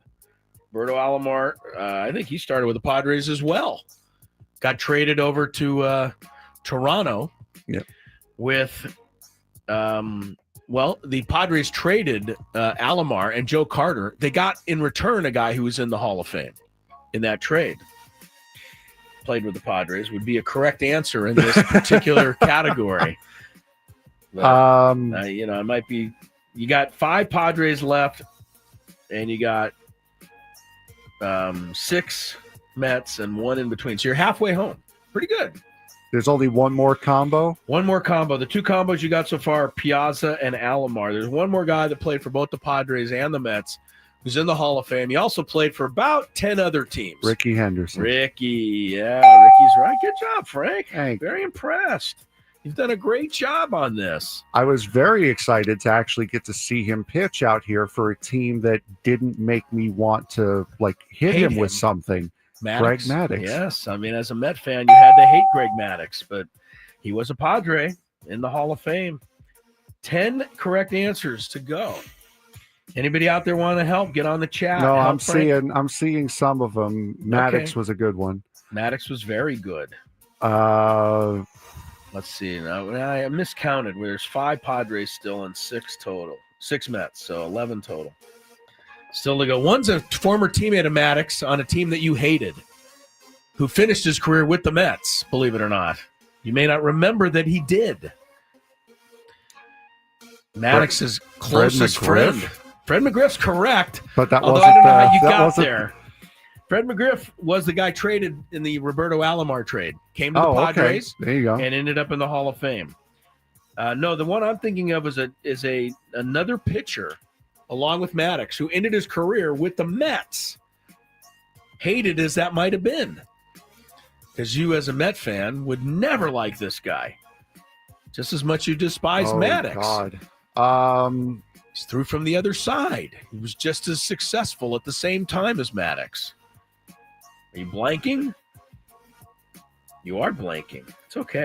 It happens. It does. I was going to say, I don't remember. Tom Glavine. Yeah, I was played going to for say, the I don't Mets. remember Tom Glavine pitching here. Not here. He pitched for the Mets. Oh, that one I knew. Well, that's the I question. knew Glavine pitched for Well, the Mets. there you go. That's the category is Mets and or Padres. No, I know, but in the Hall of Fame. But you were saying the Roberto Alomar trade. That's what threw me off. I'm thinking. the Roberto Alomar trade was with Fred McGriff. So Okay, that's already yeah, been answered. So that's what threw me off. Okay. We are down to the final 5, 7, 10 answers. I think Glavine was also the loser in that 2007 game against the Marlins. That ended the collapse of the Mets. Yeah, they lost when they lost. I think it was 14 of the last 21 games and lost the division. Yeah, I don't remember that as painfully as you that do. was 2007. All right, there's 5 Mets left and 5 Padres left. One of them, Gossage, correct. Frank, you're doing good. Or between you and the chat, I don't know where these answers are coming from. I will say I good. have gotten most of them, but chat has helped me out. They have brought up a couple of names. One of the greatest fielders in the history of baseball, started his career with the Padres. Now in the Hall of Fame, but recognized more for his play with another team. Nicknamed Ozzie Smith. The Wizard. Ozzie Smith is in the Hall of Fame. That is correct. You got 3 Padres. I don't think I've gotten an answer wrong yet, and I'm no kidding, wanting Frank. to keep this streak alive here. Well, you're doing okay. If you get the last 8 without a miss, I will be beyond impressed, because some of these are. Lynn in the chat, Gil Hodges was the Met manager. Yes, Lynn is correct, though, that Hodges went in as a player, but was not a player for the Mets. So good try, Lynn. Not in this category, but Gil Hodges is. I'm gonna trust chat on a blind one here. Okay, totally blind. Willie McCovey played for the Padres. Wow. Now in the okay. Hall of Fame. Good job, chat. Chat had that one. Chato, good job. Yeah, Willie McCovey finished up with the Padres here. I don't know how many home runs he hit as a Padre, but probably not many. I can actually look that up while you're guessing. We got a few minutes. You're doing good, Frank. I want you to get it all the way. So do I. And I'm sure people are out there driving around thinking, who's a Padre that's in the Hall of Fame? There's only 2 Padres left. Bobby Bonilla, you jerk. Bobby Bonilla. People are twerking you, Frank, or tweaking you. I don't know what is correct on that, but I'll go with Aztecs, Raleigh Fingers. Yes. Raleigh Fingers. Aztecs got it. There you go. Got that one for you. And you know what? Raleigh Fingers is in the Hall of Fame. I'm going to go with Waldo Leyva here, Gaylord Perry. Gaylord Perry. Very good, chat. You guys are doing okay. Chat is all right. Now you got all the Padres. Okay. Every Padre player that's ever been every Hall of Famer that's worn a Padre uniform has been mentioned. This bit should be easy then. Save for Dick Williams, who went in as a manager of the Padres. But every other Hall of Famer that's donned the Padre brown and gold has been mentioned. Well done by the chat. There are 5 players left. None of the 5, although all played for the Mets, none of the 5 are more famous playing for the Mets. Okay? They're all guys that are famous playing elsewhere.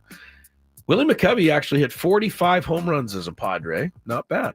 In 3 seasons here. Okay, you got 5 left. One's pretty recent vintage Hall of Famer, one of the best right-handed pitchers in the history of the game. Statistically, lights out. for about 8 years. By the time he got to the Mets, he was completely useless, but he was awfully good. Brandon in the chat, very says, good. Yogi Berra. Yogi Berra. Yogi's okay, but he never played for the Mets. I'm not going to say it's wrong. I thought he did. He was the manager. No, I knew. Mets. I knew that. Did I he thought he was. play for I the thought he was a Mets? player manager. All right, maybe I'll be wrong. I don't think he was a player manager, but let me look Yogi up to see if he actually played for the Metropolitans. Like I know Joe Torre managed for them. Yes, also. Joe Torre managed, but Joe Torre went in as a manager. Yeah. Joe Torre did not go in as a player. Well, I you know what? Who was that who threw in Yogi Berra? That was Brandon in the chat there. Brandon, you get it because Yogi played 4 games for the Mets as a 40-year-old in 1965. So that is correct. The 4 best games of my life for him. Yeah. But that it still keeps you 5 away. Diesel, I'm going to ban you from this chat if you keep Diesel bringing up continues names. to taking It's shots at you. Jason Bay now. Come on. That's both for both teams bad. I think the Padres had him for a little while. I think he Didn't work out too started. long. I don't know what to give you. Switch hitting first baseman, one of the meanest suckers ever to play Major League Baseball. Played mostly with the Orioles. That's why he's in the Hall of Fame, but he did get some time at the end with the Mets. You know, go Aztecs. I'm going to go with you again. Eddie Murray. Eddie Murray is the answer to that one. Eddie Murray was a mean sucker. Tough guy to handle. Oh, boy. All right. One is he's a contemporary of Willie Mays, and he played in New York. Not for the same team Willie did, but for the other National League team, and he was quite famous in his day. He finished, I guess, with the Mets. Brett Saberhagen. Brett Saberhagen. He didn't make the Hall of Fame. Oh, he did. Oh, no. That's right. Your first, Yeah. Saberhagen God, was a Met, 12 but not minutes at all. without a wrong answer. You did so well, Frank. These odds 4 are almost impossible. I got to tell you. Going to tell you who they are. You got 2 minutes left. There's probably a few people give me out a there little who bit know more. them. Give me a little bit more time. There's probably a few people out there who are thinking of these guys, but I would be surprised. Already at this point. said Seaver. Pedro's not in the hall. Pedro Martinez, correct. Oh, he is in the hall. Yes, Oh, okay. Pedro Martinez, correct. Yes, Eddie Murray, correct. So now you're down to 3. One's a left-handed pitcher, Milwaukee Braves. He must have finished with the Mets. David Cohn's not in the hall. No. Another guy, Milwaukee Braves. So you know that's an older guy. Great left-hander. Finished his career at the Mets. One's a Philly center fielder who played the last year of his career with Snyder? the Mets. Duke Snyder's correct. He's the former New York outfielder. Played with the Brooklyn Dodgers. Thank Finished you with the again. Mets. Thank you again to 2 left. Can chat finish it? I don't think Al Leiter's not in the hall. Al Leiter, no. A left-handed pitcher with the Milwaukee Braves. That's not Al Leiter. We know that. This guy won 360 some odd ball games. Left-hander, venerable lefty. But I don't know any more clues for him, honestly. Warren Spahn? That's correct. Somebody got it. Chat is rolling right Chat now. got it. I There don't it care is. if you guys are looking it up. You guys are killing me. Yeah, you still got to find him. Warren There's Spahn. one more. Warren Spahn played from 1942 to 1965. And in 1965, he snuck in 4 games with the Mets, just like Yogi Berra. Maybe he pitched only to Yogi Berra when he was there. All right, one last guy. This guy was a center fielder for the Phillies back in the 50s. Oh. Who I think was picked Why up. did the name Richie Ashburn pop into my head? Well, because it's right. Wow. That is correct. You got that I one? genuinely got that one. That's correct. Richie Ashburn's the Wow. final guy. Finished his Chat. career as the starting center fielder for the 62 Mets. Richie Ashburn in the Hall Chat, of Fame. way to go. Chat Thank was you, outstanding. chat. Frank, you did great, though. You ended up getting them all. All right, that's today's version of the Fantabulous Sports Game Show. I don't know. Pretty good that we got 13 Padres in the Hall of Fame. I mean, it's not the same as the Yankees, but hey, it's a good round number, I guess. Hard to forget, right? Padres have 13 players, Hall of Famers that have played for the Padres. Thank you very much for parking your car to put in chat Warren Spawn and not for trying to do that while driving. Oh, he parked his car to get Warren Yes. Spahn? Thank you very much. All right, we got Chris versus the fans? Is that right? All right, some real trivia when we come back. Dial in to maybe go to Las Vegas next.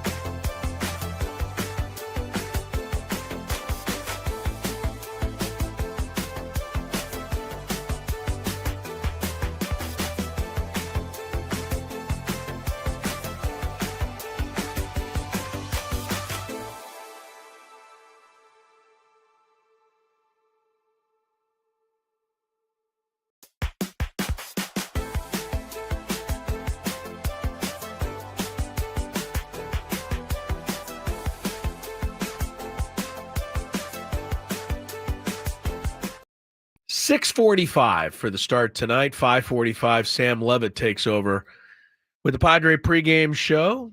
Ryan Bergert making his first major league start for the San Diego Padres. Not a moment too soon. Good luck to Berg. I mean, that's a big deal. Yeah. Landon Roop. That's actually Roop. R-O-O-P is the way they pronounce it on Baseball Reference. So been calling him Raup because it looks like that. R-O-U-P-P, but it's Roop. R-O-O-P pronunciation. Landon Roop will be the opponent. Before we go any further, I want to amend something. Please do. From the last segment. Yes. Lynn Barnes, I just looked now. You are 100% right. Gil Hodges did play for the Mets. He did get into a couple of games for the Mets. He played 65 games for the Mets. All right, Lynn Barnes. In the first 2 years of the team. Very good. So okay, and then he took over as manager in 69 and won the World Series. Okay.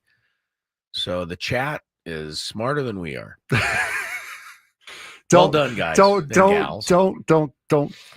give them any ideas, yes, please. No, I like when they're productive, and the chat was productive in that last segment. Landon Roop, right-hander out of the University of North Carolina, Wilmington, will start for the Gigantes tonight. 3-4. ERA is okay. 3.54, 56 strikeouts in 56 innings of work. We mentioned that our guy Ryan Bergert's making his first career start. Landon Roop making his 16th career start. So Landon has him in the experience department, Frank. Lineups are out. Padres do have Gavin Sheets back in there as DH tonight. Tyler Wade will start in left field. Give you the rest of the lineups in case you missed it earlier. But right now, chance for you to maybe go to Las Vegas. We kind of continue with the trivia theme of the last little while. It's time for Chris versus the fans. You had one shot, one opportunity to take down the human almanac himself. Howdy do. Now is your time. Listen to me, this guy is dangerous. Now is your opportunity to win a prize. Well, I hope you know what you're in for. Chris versus the fans starts now on 97.3 The Fan. All right, Chris versus the fans. Had a good round of it yesterday. Yeah, we did. We didn't get to the tiebreaker, though. Somebody won it. So we'll see who wins it today. Whoever does will be qualified for the chance to win the grand prize. And this is a really long read. It is. So I might want to hand it off to you, Frank. Celebrate summer with a spa and pool getaway at Resorts World Las Vegas. It's home of the largest elevated pool complex on the Strip. I imagine that's important to some people. They're at the highest elevation pool on the Strip. Who would not want to go in a pool in an elevator? Way up there, right? You receive a 2-night stay at Resorts World Las Vegas. You'll dine poolside, way up there, at one of the 5 unique pool experiences. And you'll experience the ultimate in relaxation and wellness at the Awana Spa. My wife would like to be in on that, I know. One of the largest co-ed spa facilities in Las Vegas. You can book your summer stay. Please visit rwlasvegas.com. Resorts World. Give yourself a chance to maybe take your wife for that getaway. By answering 3 questions, they'll get harder as they go along. If you get it right, you move on. If you get it wrong, I can steal. But if I miss it, then you move on. Or if it's the 3rd question, you could find yourself as the winner of the game. If you're a first time, come on, Frank, get into the spirit. I'm sorry. I've got like 5 other things. The first time player. All right. You get the first question for free. Frank is busy preparing the game for the rest of mentally, yes. I get you. All right, Frank, let's play ball. Who you want to start with there? Let's start off with... you can't go wrong. Let's start off with Dan and Encinitas. How about that? Dan, you're our number 1 today. Hi, Dan. Maybe. Hold on. Is he there? Why is our... There we go. All right, Dan, are you there? Yes. Oh, good. All right, Dan and Encinitas. Ben Higgins' hometown. Bet you were dying to know that, Dan. Don't go. Please don't go stalking around the neighborhood now. Right. He doesn't go out of the house. You'll never find him. Okay. Right. Yeah. Go ahead, Frank. All right. Question 1 for Dan. Here we go.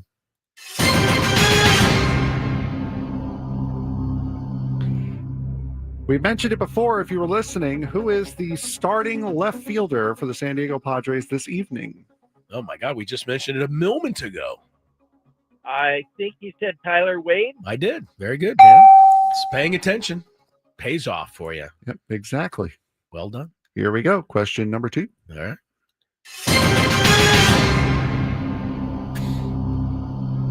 What Padre recorded the win in yesterday's ball game? All right.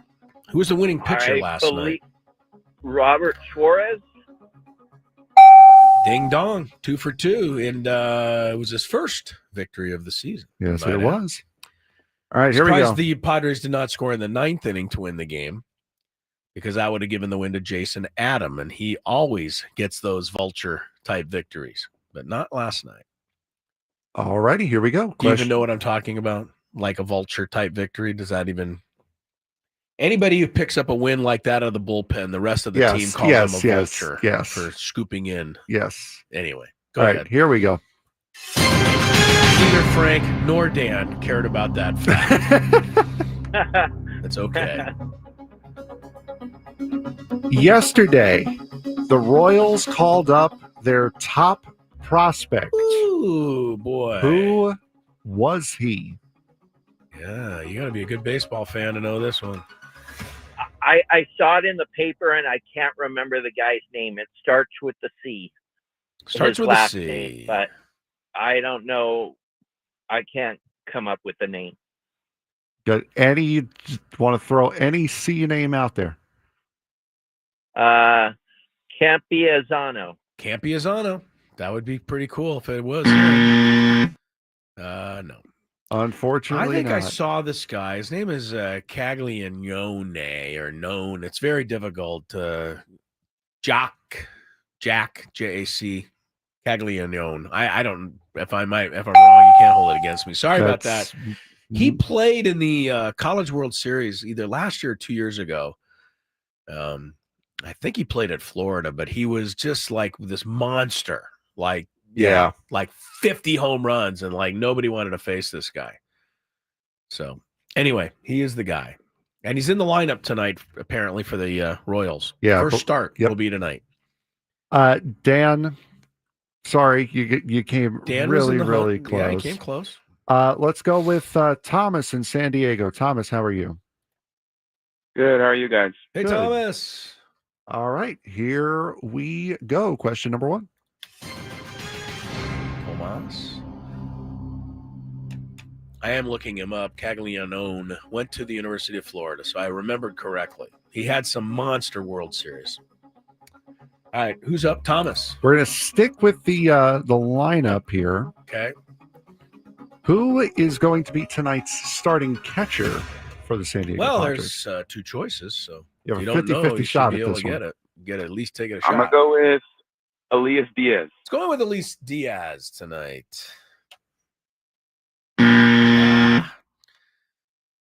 Must be Martin Maldonado. Sorry about that. All right. On to contestant number 3. We go now to... You know who it's not going to be? Luis Campusano. True. I don't know. They hate him, by the way. I just want to mention that.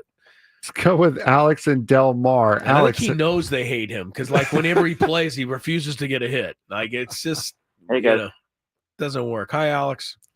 All right, here Hi. we go. Question number 1. I think Alex is right. Alex is good, if I recall. Let's see. Hold on. I was not entirely prepared for this one because I just thought of it off the top of my noodle. Excuse me. Who wears number 66 on the Padre roster right now? 66? Somebody wears that? Usually those odd numbers Not go to really sure. relievers. Yeah. I So would think. you'd have to So you think. have to guess one of those guys. You have to think bullpen, pitcher, Guess a reliever. that area. Okay, Estrada. Just guessing. He said Estrada. No, unfortunately, I think he used to be not. Tanner Scott because he likes 66. It was Tanner Scott. I don't know this, but I'm guessing a reliever. Bradley Rodriguez. Mm. Oh, good Alex for you. lives Alex, to you fight move along. another day. Yeah, who is it? It is David Morgan. Oh, David Morgan, our guest last Friday. Our Oh, Friday terrible guest. on me. Okay, all right. See, I this got to is- keep track of those things. What happened to paying attention is good, Chris? Yeah, well, look, the game would never end if I paid perfect attention. So, we have to miss now and again. All right, Alex, here we Good go. news for you, Alex. You move on to question 2. Question number 2. All right. There are currently 3 quarterbacks on the Cleveland Browns roster right now. Name 2 of them. Just 2. Very kind of you, Frank. There are 3 quarterbacks, you say, on the Browns roster. Yes, there are 3 quarterbacks currently on the roster. All right, Alex, give me 2. Shadur Sanders. Shadur Sanders, He's drafted. probably one of those. And Deshaun Watson. Deshaun Watson. Are you giving it to him, Frank? No. Frank comes down hard. Where's Deshaun Watson? He's not on the roster? Deshaun Watson is ineligible to play right now. He's in La La Land. All right. Well, I'll say Shadur Sanders. The other guy they drafted was Gabriel, I think, from Oregon. So I'll say him. Need a first name, sir. Dylan Gabriel. Sorry about that, Alex. I came up with it. Dylan Gabriel. Who's the third? Joe Flacco? Yeah, Joe is the Flacco. third. Okay. All right, here we go. Once again, running low on the questions. Let's go to Scott in San Diego. Scott, how are you? I'm well. How are you? Good, good. All right, let's get to question number 1. Again, where paying attention helps, because I believe this was a question that we asked last week. How many MVPs has Shohei Ohtani won? Oh. Yeah. That's bad. 3. He's right on it. Didn't even wait around. Very good. 3 is correct. All righty. Question number 2. Yes.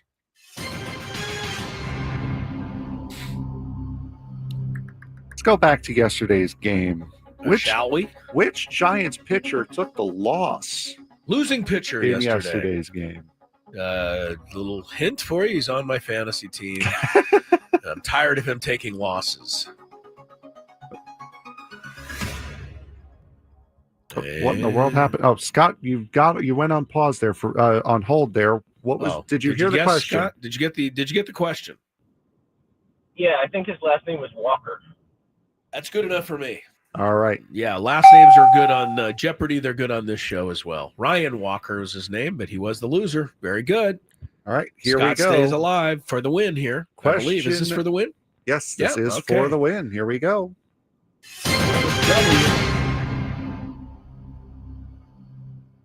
Now, this is going into yesterday, but I have a feeling it didn't change.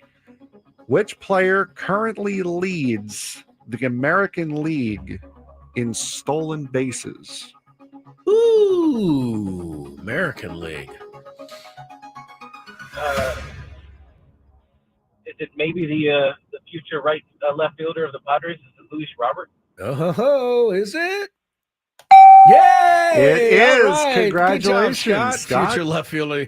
Be careful what you wish for, Scott. He is still batting 177, but it does sound like it would at least be an acquisition if they do go in that direction. Look, you can't win them all. I mean, Well, he Scott, stole Scott 21 can. bases. He stole 21 bases, which means he's at least been on base 20 times, right? So Look, you can't you have can say everything. that much, yeah. You can't have everything. But Scott's got it. Congratulations. He's in his, qualifier for the Las Vegas trip. Well done, sir. All right, let's take a little. We'll take a little time out. It's okay. Got more? Gwynn and Chris after traffic. Nice job, Scott, and a good round of Chris versus the fans today. Stick around.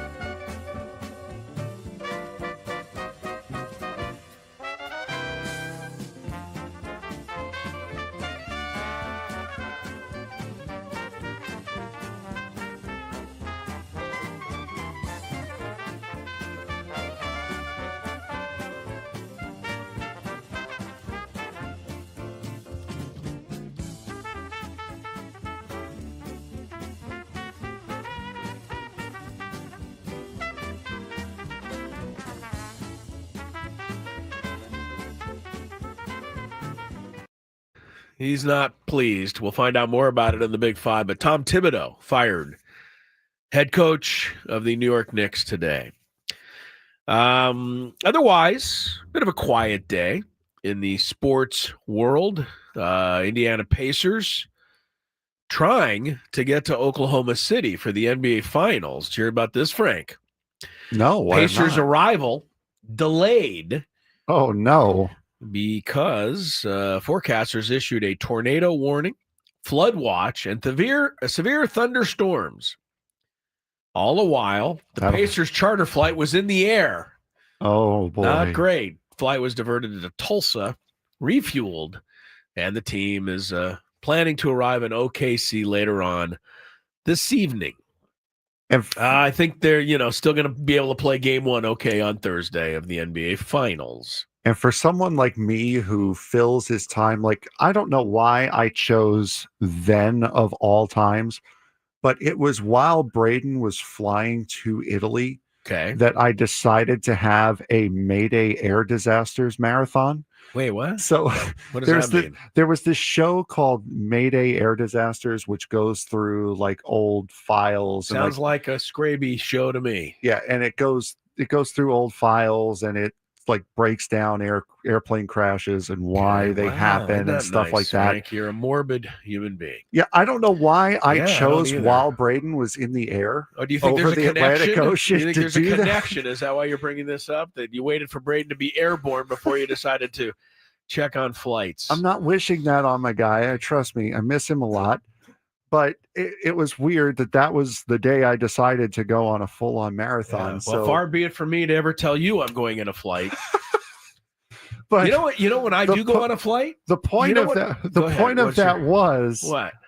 It is dangerous. They did the right thing. Don't mess around flying in storms because there's a lot of things that a lot of people don't necessarily know. One thing that I have never, and one thing I've never experienced, although shouldn't be too shocking to people from Southern California as I am, I've never even seen, heard, nor been anywhere near a tornado.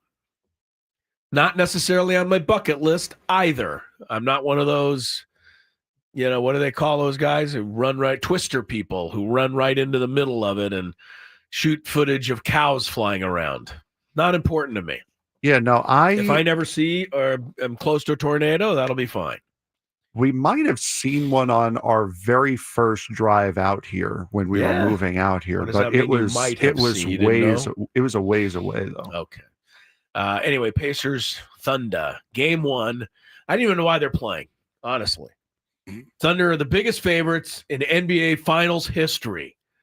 I get why they're favored. I'm not completely blind to it. I don't get why they are astronomical favorites. Has anybody watched the Pacers play? They've got 8 guys that are playing tip-top basketball right now. They are playing because Wright State beat Vanderbilt. They're playing because App State beat Michigan. Anything can happen. Yes, but again, I'm going to say the same thing. You're not making fair comparisons. App State beating Michigan was a ridiculous shock in football back in the day. Wright State beating Vanderbilt, number 1 in baseball, was a big shock. It's the anything can given Sunday. That's why you play the game. But Indiana shouldn't be that big of an underdog. You're missing my point. I'm not suggesting they're that big of an underdog. I'm saying that's why you play the games. Well, I understand because anything can happen. Right, but this notion that Oklahoma City is the next greatest team in the history of the NBA, I think is a little much. It's a little much. Phillies had to settle for a 6th spot in the top of the first at Toronto tonight. Bryce Harper returns to the lineup. Home run. First at bat. Oh, goody. I know. That makes you're not a Bryce Harper. Well, because you can't. Look, Frank, you can't. I mean, what do you want me to do? There's players in baseball who don't play for the Mets. I have to bring them up from time to time. If you would have said that about Bobby Witt, I'd have been that's good for him. Well, look, Harper, it's newsworthy that he homered in his first at bat. Good for him. I'm sure his family's proud. The peanut gallery becoming tougher and tougher to please out there. Ketel Marte is homered 1-0 Arizona against for him. Spencer Strider. Is that okay with you? See, that was completely not sarcastic. Eventually, Good for him. Eventually, Arizona could be in contention with the Mets for a wild card spot. You may want to start rooting against them. One other home run, or no, another score to mention because we did yesterday. The Marlins don't want to lose the Rockies again. 2-0 Miami. Oh no! In the bottom of the third inning of that one. Was there something else? Oh, Paul Skeens is pitching, and so far so good for him. Pirates. What was the over under 6.5 Astros. strikeouts we had? Yeah, no score. He's only got 1 strikeout. What so a loser! Far, through 3 innings. DFA him. Or trade him. He's because washed. if all you have to do is read any of the rumor mills and like the Pirates are preparing to trade, the Pirates are not going to do something smart like trade Paul Skeens. They're going to hang on to him until they can't afford to re-sign him, and they're going to lose him and get nothing. That's what the Pirates will do. That is why they're so bad. Livy Dunn's already in AJ Preller's ear. Leave Livy out of it. She has nothing to do with it. I just saw down on the board. Scott, I'll get to you during the break. I'm sorry, man. Oh, yeah. Scott won the trivia like a half an hour man. ago. It's okay, Scott. Frank's, this isn't the first time. Scraby does this often. So, yes, be apprised out there. If you win Chris versus the fans, you may have to wait on hold for like a week and a half to turn in your... You might have to chill out for a second. To turn in your information. I'm sorry, man. One last NBA note. The Phoenix Suns, who I think are owned by the worst owner in the NBA, and he doesn't want to admit it, but Matt Ishbia, he's a grandstander who thinks he's God's gift to ownership. First of all, he's also the majority owner of the White Sox, so that ought to tell you enough about this guy. They fired their coach Mike Budenholzer in April. Of course, the Suns, at least didn't make the playoffs. So that's a fair reason. Although Budenholzer, Craig Elston look-alike, was formerly a coach of the year. Anyway, the Suns are down apparently to their last couple. Cleveland Cavaliers associate coach Johnny Bryant and Phoenix assistant Jordan Ott are the 2 finalists. I say that because I'm assuming there's a Suns fan out there somewhere who is ecstatic for this news, And I'll bring it up. There it is. I'll bring it Never up. heard of either guy. So that's your new guy in Phoenix. One of those 2 guys. I'll bring it up in the Big 5 as well, but there's trade rumors surrounding the Phoenix Suns right now, and they involve the New York Knicks as well. So I'll bring that up in the Big 5. We have to talk more about Thibodeau. And we will. Thibodeau fired today by the Knicks. Frank is a New Yorker. Not a happy one either. Be apprised that he will probably have some thoughts about the firing of Tom Thibodeau, and they'll probably be rather heated thoughts. That's the only way we know how to do it. Yes, you're a New Yorker, and your New York will show, I believe, in this particular rant next on 97.3 The Fan.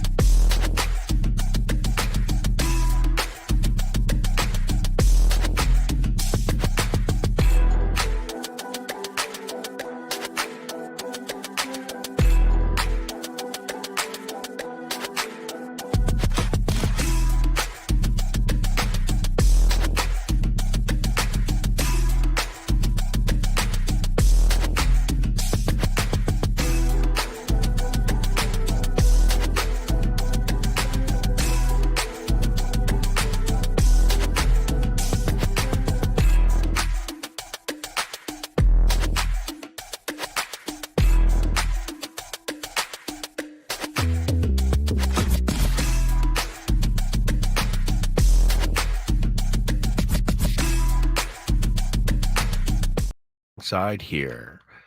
Odyssey Palace Studios.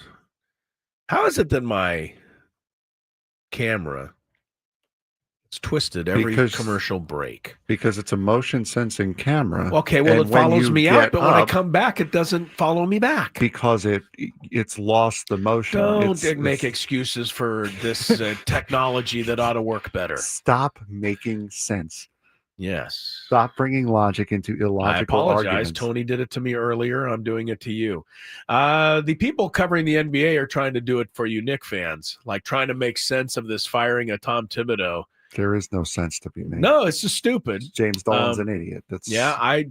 I'm right with you. I wonder what the reaction is in New York City, where they, overreact to, what was it? Karl Anthony Towns missing a defensive assignment, and now he's the worst defensive player in the history of the league. I don't know if you've noticed that. Of course he is. Jalen Brunson isn't much better, according to Knicks people, either. Funny how both of them were good enough when the Knicks were beating the Celtics, right? They were fine. But when they lose to the Pacers, now they can't, guard anybody. Let me ask you a question. What have you done for me lately? You're right. You're a Knicks fan, so that's what so you should be behind the decision to fire Tom Thibodeau. Then. No, if you're going to ask me what you've done for me lately, he lost 4 out of 6 games to the Pacers and was sent home. Because unlike most, despite having home court advantage, unlike most sports fans, I have this thing in between my ears called an brain. A brain, you think things through. Yeah, I love the Knicks statement today when they fired him. And we'll get into, like I said, we're going to get into more of this and Frank's real thoughts during the Big Five coming up shortly. But the Knicks statement today, quote, "Our organization is singularly focused on winning a championship for our fans." I assume. Oh, really? I could be wrong. I assume they've been actually singularly focused on that now for the last 52 years. Or are they just now becoming singularly focused on winning a championship? Because they say it as if this is some special thing. Like, we're singularly focused on winning. I got to believe the Lakers organization would say something similar. Even the what are they? The Bobcats or the Charlotte? The Hornets. The Hornets. Anyway, whoever the worst team is in the league, I'm sure they're singularly focused on winning a championship for their fans. They're not doing it. I'm sure they're trying, and the Knicks have been trying this since 1973. Really quick before we get to traffic, because we're going to be pushing for time here.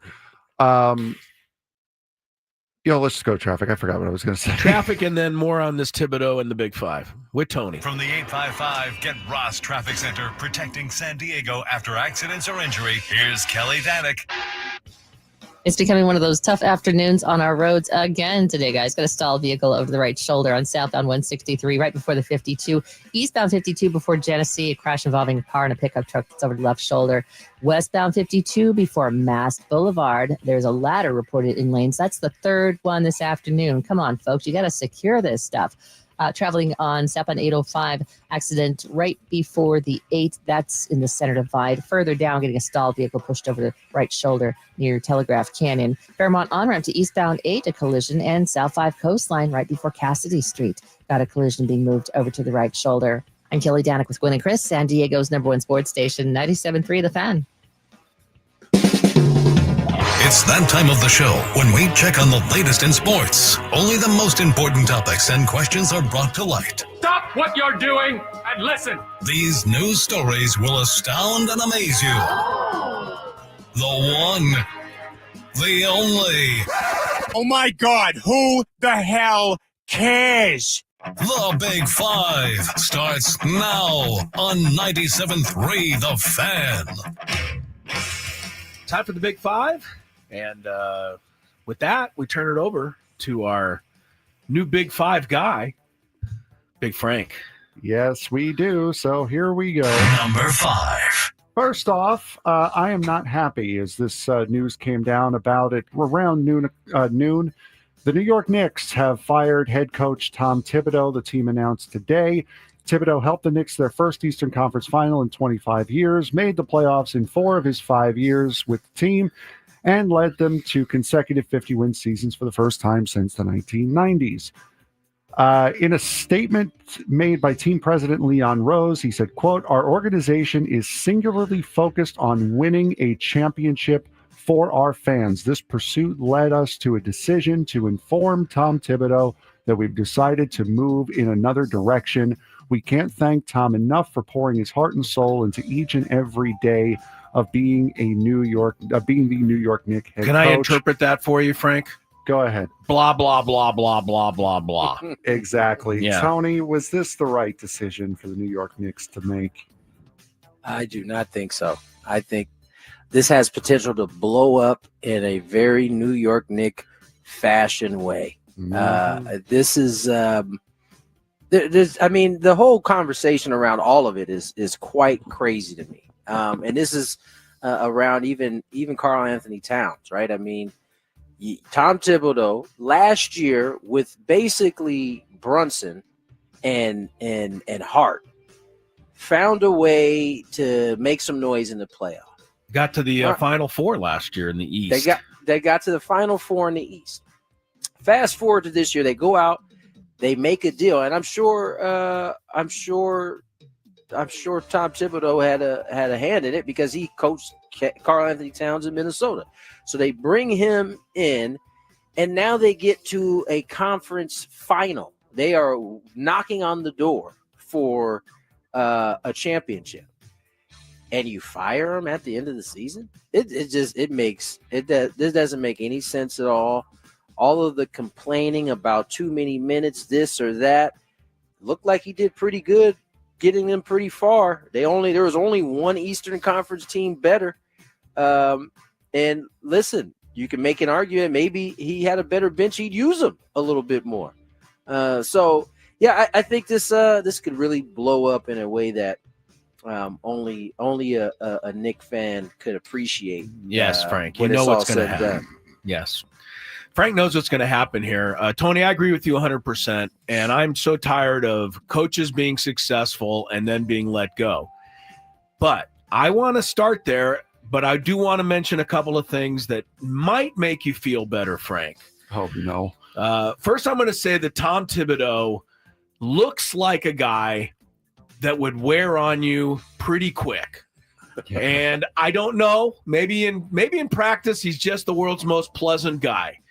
But he certainly doesn't look like he is. So I can understand that could be a little part of this, maybe have something to do with it. But I still wouldn't have fired him because I think he's a really good coach. And I thought he was with the Bulls, and I think he is with the Knicks.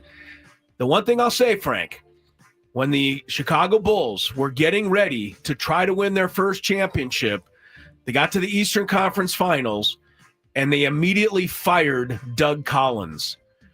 And they hired some guy named Phil Jackson, who at the time nobody had ever heard of, other than the fact he was a former beatnik forward for the Knickerbockers. And that turned out the thing to put him over the top. So maybe they know something we don't. But from a long way away, this looks like a really bad move, and I think it's going to set the Knicks back. I'm going to push back because that story, although really cool and significant, isn't the only story of its kind, right? Teams get to the playoffs and have fired their coaches. Very rarely has that turned into 6 titles thereafter. No, you're right. You're right. It's literally probably the only story like that in basketball. Right. And so, take that for what it's worth. But yes, they very well could hire the next Phil Jackson. But it's more likely that they're hiring whoever the next coach is that they always hire that doesn't end up getting them to that point. So we'll see. This is an absolutely awful decision by the New York Knicks. And Chris, you would know, what is the one thing that people always complain about with Thibodeau? He overuses starters. Overuses starters. Well, that's on never uses the bench. Yeah, but that's on the organization to get him a better bench. Who would you have brought in? That's exactly. Did you want to see more of Shamet or whatever that guy, This was not. I don't know who they had on their bench. This was not a load management issue that the Knicks had against the Pacers. This was that the Pacers are a better, more talented team. And they're deeper. From top to bottom. This had nothing to do with management. This had nothing to do with too many minutes. It had everything to do with the fact that you blew a 12-point lead in game one at home in 40 seconds left. It had everything to do with the fact that the Knicks their 3 stars disappeared in this series. Jalen Brunson had one good game. Karl Anthony Towns is now rumored to be getting shipped to Phoenix for Kevin Durant. Bridges was invisible all series. Anunoby wasn't great. This had nothing to do with Tom Thibodeau's failures. This had everything to do with the Knicks and the team that they built for him to coach. That is why they lost. It's a good thing we didn't ask Frank what his opinion was, Tony, because you were getting it either way on this one. That one, you were getting it either way. All right. I appreciated it. Arizona Diamondbacks ace Corbin Burns has been placed on the 15-day IL with right elbow inflammation 2 days after leaving start early against the Washington Nationals. Arizona led 3-0 in the top of the 5th inning when Burns allowed a single to C.J. Abrams with 2 outs. The right-hander then gestured towards the dugout with his glove and yelled in frustration. I believe the lip reading on that was also, "My elbow's gone, it's done." It was blink and gone. Yeah, something like that. Yeah. Burns allowed a run on 4 hits in 4 2/3 innings with a walk and 6 strikeouts. He is 3-2 with a 2.66 ERA and 11 starts this season. Chris, how big of a loss is this for the Arizona Diamondbacks? Well, rotation? considering Zach Gallen is pitching terrible, it's a really big loss because those are the 2 guys that were going to really carry the Diamondbacks back to the World Series. You have to rely on your aces, and Arizona had 2 of them, and most teams have 0. But guess what? Now Arizona has 0 because Gallen has been as hittable as any pitcher in the league, and I believe this is going to be a lengthy injury for Corbin Burns. I just have that feeling. When something's not right and you don't know what it is, those linger for a long while. And I would just say this last thing to all of the teams out there who want to spend millions of dollars on free agent pitchers, buyer beware. What the Padres did to get Nick Pivetta, beautiful. What a lot of these other teams, other than the Yankees getting Max Fried, most of them are kicking themselves. And this is another example. Real quick, before we move on, I just want to point out, Padres do have 2 free agent pitchers coming up, so I hope you're going to be okay. You want us to sign? Well, we can re-sign. It's different, Tony. Re-signing's okay. Re-signing's yes. different. Once they're in the fold, it's okay. Yes. Okay. Yeah, there you go. What do you think? Your thoughts? Oh, yeah, it's my turn, huh? I mean, what's the original question, first of all? How big of a loss? Yeah, how big of a loss is this for Arizona? Huge loss, obviously. I mean, that was one of their that was their biggest acquisition over the offseason. Clearly, because they felt like they needed some help in that spot in the division in which they play. So now, although they had a good staff before, they're right back to where they were last year, which ended up not being enough. So, this is a big loss. Hopefully, you get him back. This is the time of year where we've been talking about, right? Where you find out what your team has and what they need. It's hard to evaluate that if you're not at full strength. And more importantly, the wins are important so that you can stay where you need to stay to be able to, warrant making a move. It come deadline time. So, yeah, this is a big loss for them, man. And they already are kind of teetering, it seems like, as it is in this division. And they're 4 games under 500 all of a sudden. Yeah. And now this happens. Yeah. So this is a big loss.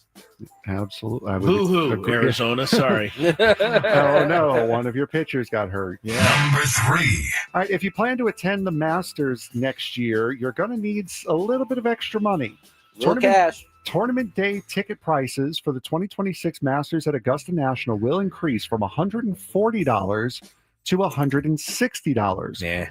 The hike comes after Augusta National reportedly cracked down on the secondary market for tickets this past April in Augusta, Georgia. Hundreds of attendees were reportedly questioned about the origin of their ticket and many had their passes canceled. Per the organization's website, Augusta National Inc. is the only authorized source/seller of Masters tickets. The resale of any Masters tickets is strictly prohibited. Tony, is this just a sign of the Masters trying to be special by staying behind the times? I have questions. Why raise it? Why does raising the price help with that? Yeah, what's it going to matter? Exactly. It hurts it, actually. Yeah. So you're going to raise the price because it costs you money to make sure no one else is reselling. I'm trying to figure out what the cause of the price raise is. I mean, I get that they were upset that people were reselling their tickets, but that doesn't mean that you need to now raise your prices for that. My only guess would be that psychologically I paid more for these. I'm not going to give them up if I don't absolutely but $20 have to. more is not going to change anything, especially when you got to figure that people are paying $250, $300 to buy those tickets from people who have them. Right. So $160 is just going to put a little, dent in the profit. Right. And I don't see how the Masters can control this. I know everybody wants to be in control of everything, but once you buy a ticket, I don't get how you canceling it? How do you know? That's crazy. If I sell it to you, Frank, you're still getting in on my ticket. Yeah. Unless are they gonna start checking IDs at the gate so that your ID has to match up with the ticket? Maybe that's the only thing they'll be able to do. But the $20 price hike. So this is, by the way, this was a very good Scraby question right here. The TMZ-ness of it when you say, is this another case of the Masters trying to be special? I guess the answer is yes. I guess it is another case of them trying to be special. I personally don't care how much the tickets are because I would never pay $140 to go see golf. Certainly not going to pay $160. But if I do get in on a freebie one day, I will be happy that the egg salad sandwiches are still only $250. Right. That's it. All right. Let's move.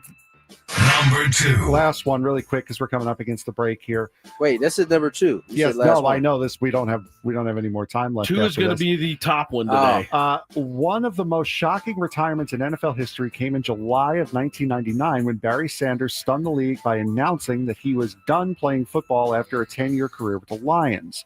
During an interview with Chris Long on the latest edition of the Green Light podcast, 28-year-old Saquon Barkley was asked if he would be a guy who ends up retiring early or if he would play until the wheels fell off. Eagles running back then proceeded to give a pretty surprising answer. Barkley said that he might consider retirement, Chris, as soon as next year. Okay. I'll probably said, quote, I'll probably be one of those guys that'll be out of nowhere. I'll probably just wake up one day, whether it's next year or 2 years from now or 4 years from now, and be like, yeah, it's over. Do you see more NFL players, especially running backs at high impact positions, possibly doing this as the years go on? A couple of things on this. First of all, I would like $1 from every media pundit in 1999 who said Barry Sanders will never stay retired. Yeah, I wish I had it because everyone was sure that he wouldn't be able to stay retired, and Barry tricked them all. Secondly, with the money these guys are making, I'm surprised any of them choose to play beyond 3 or 4 years unless they really love the game. And I'm sure that many of them do, and they don't really, want to set on life after football. When you're taking the kind of physical punishment that these guys take, I mean, take your bag and go home. It's not the dumbest thing I've ever heard. It really isn't. And I expected to see it more. And I thought we would see it earlier than this. Tony? Yeah, this is, I don't know that this is a new trend. I think this has already been happening. San Diego isn't just a baseball town, it's a sports city. From the Aztecs to San Diego FC and the fierce rivalries in high school sports, I've got my eyes on it all. If it matters in SD Sports, we're talking about it. Don't miss the Brayton Soprano Show, weekdays from 10 to 2, right here on 97.3 The Fan. We all hear the radio ads about the IRS. They tell you to be afraid, to be scared, and they try to frighten you into calling. I'm not here to do that. Tax Relief Advocates is different. TRA is here to tell you that if you owe money to the IRS, whether it's $5,000, $50,000, or $500,000, we have a solution. It doesn't matter if you're sitting in your car, at work, or with your kids. No matter where you are, call now. 800-518-3899. Don't lose hope. TRA can eliminate or reduce what you owe to the IRS. Generous programs are now available that can give you a fresh start. Our passion is taxes and help.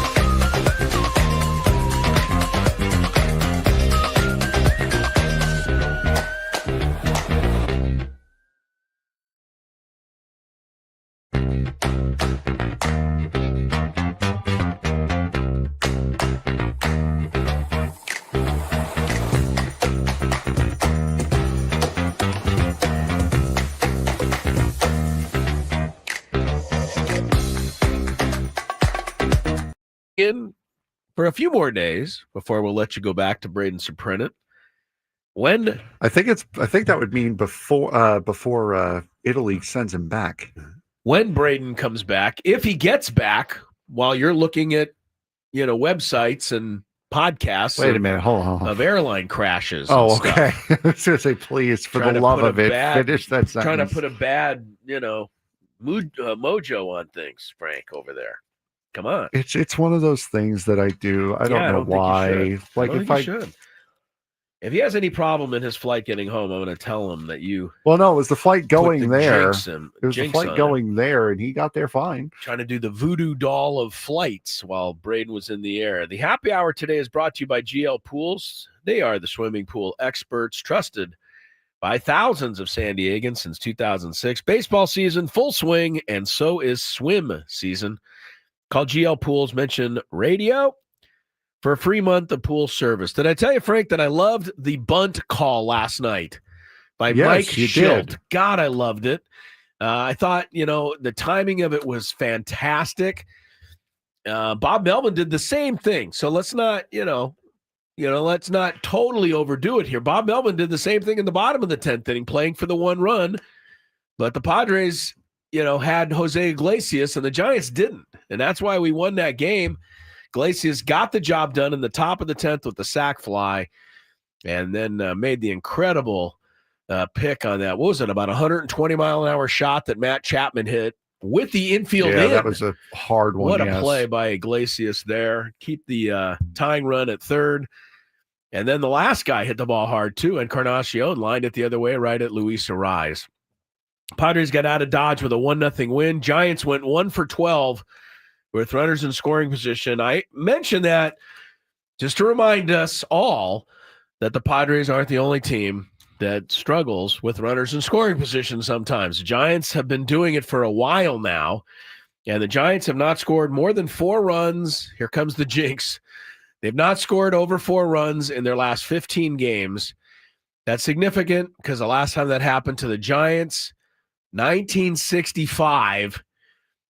Even I was born, I don't think, then. 60 years ago. Long time ago, Frank. The last time the Giants slumped offensively like they're slumping now. Padres hope to keep him down with Ryan Bergert making his first major league start. And it is Landon Roop. Looks like Raup, but it's pronounced Roop. That's not Boo, they're saying. That's Roop. He'll be pitching for the Giants. It's his 16th major league start. Speaking of which, MLB Network has the Angels Red Sox game on. All right. Did you see They're kind of flipping around. Did you see the history that the Angels made yesterday at Fenway Park? You sent it to me, and I was very stunned by it. Repeat it, because it doesn't really add up to me. Fenway Park's been open for over 120 years. Fenway Park opened in 1912. Yes, I was there for the opening. Yeah. Right. Yesterday was the first time any visiting team hit 3 home runs in the first inning at Fenway Park. Yeah, that's pretty hard to imagine in 120 years. Yeah, that's insane. But the Angels won that game barely, I believe, and they're leading tonight over the Bo Sox 3-1 in the about the 4th inning. I'll give you some scores here in a minute. As a matter of fact, now it's as good a time as any. 3-1 Angels. It's actually in the 3rd. Bryce Harper's homered. Philadelphia 7-0 over Toronto in the 3rd. Ketel Marte's hit 2. Arizona leads Atlanta 4-0. Spencer Strider struggling again in the 4th. Couple of early scores. Let's see. Milwaukee 2-0 over the Redlegs. Astros and Pirates scoreless. Paul Skeens pitching that one, but no run support for him yet. And the Rockies, break them up. They've come back from 2-0 down to tie the Marlins 2-2. Going to the 6th, Cubs lead Washington 5-3. My favorite stat in this game, Frank. These are the kinds of, you want to know whether I'm weird or not. Understand that I think I know, but do you think you know? Go what do you ahead. think the stat is that I'm looking at in Oh, this no, game? I meant I think I know you're weird. Oh, you're right about that. But there's one thing in this game that has stood out to me and probably only me. I'm almost shaking my head, but I noticed it because I looked at Dansby Swanson's box score. And right now his box score is 0-0-0-2. No at-bats, no runs, no hits, but 2 RBIs. He has 2 sacrifice flies. He's one short of the all-time Major League record for most sacrifice flies in a game. It's only happened twice this century. Seiya Suzuki of the Cubs also has a sacrifice fly in this game. That's 3. The Cubs are, as a team, 2 short of the Major League record for sacrifice flies.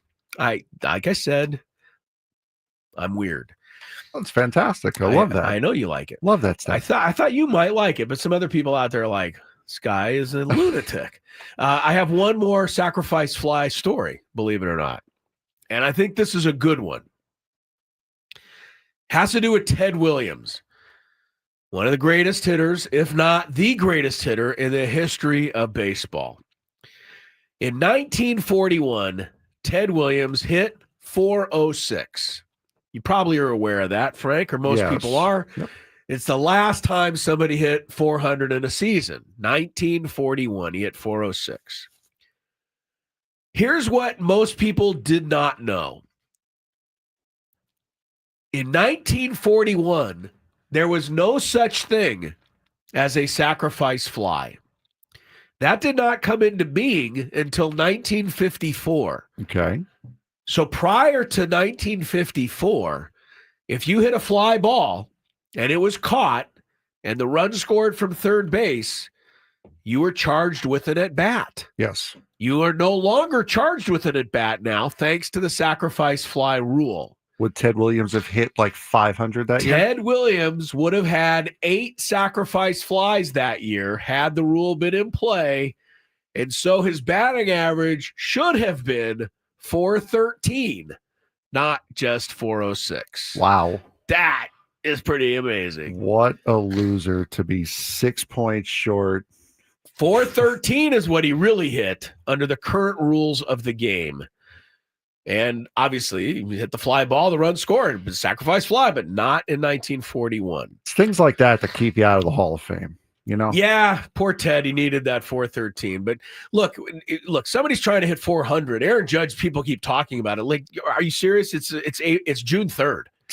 Like, Aaron Judge is not even in the vicinity of ever being able to do that. And look, if Tony couldn't do it and he was the closest, I don't know that anybody's ever going to. You think somebody will because ever's a long time. But, with the bullpens and the specialization out there and the scouting that they have for hitters now, I mean, they didn't have an analytical report to chart where Ted Williams hit the ball every time. That might be a good idea. That might be a good idea for the countdown on Friday.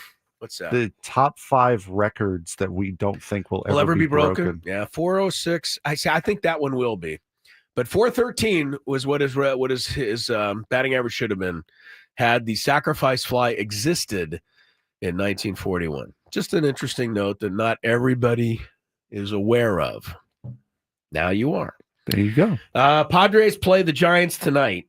That's good news for the Friars. Why? They're 3-0 against the Giants. They're 8-1 against the division. They're also now 24-7 against the National League. Will somebody explain to me how they're crushing the National League, but they're just 10-17 against the supposedly weaker American League? Because you don't need to play the American League until October. I see. So they're not trying? Is that what you're saying? Why try when you don't have to? We need to, because all those games count the same in the standings.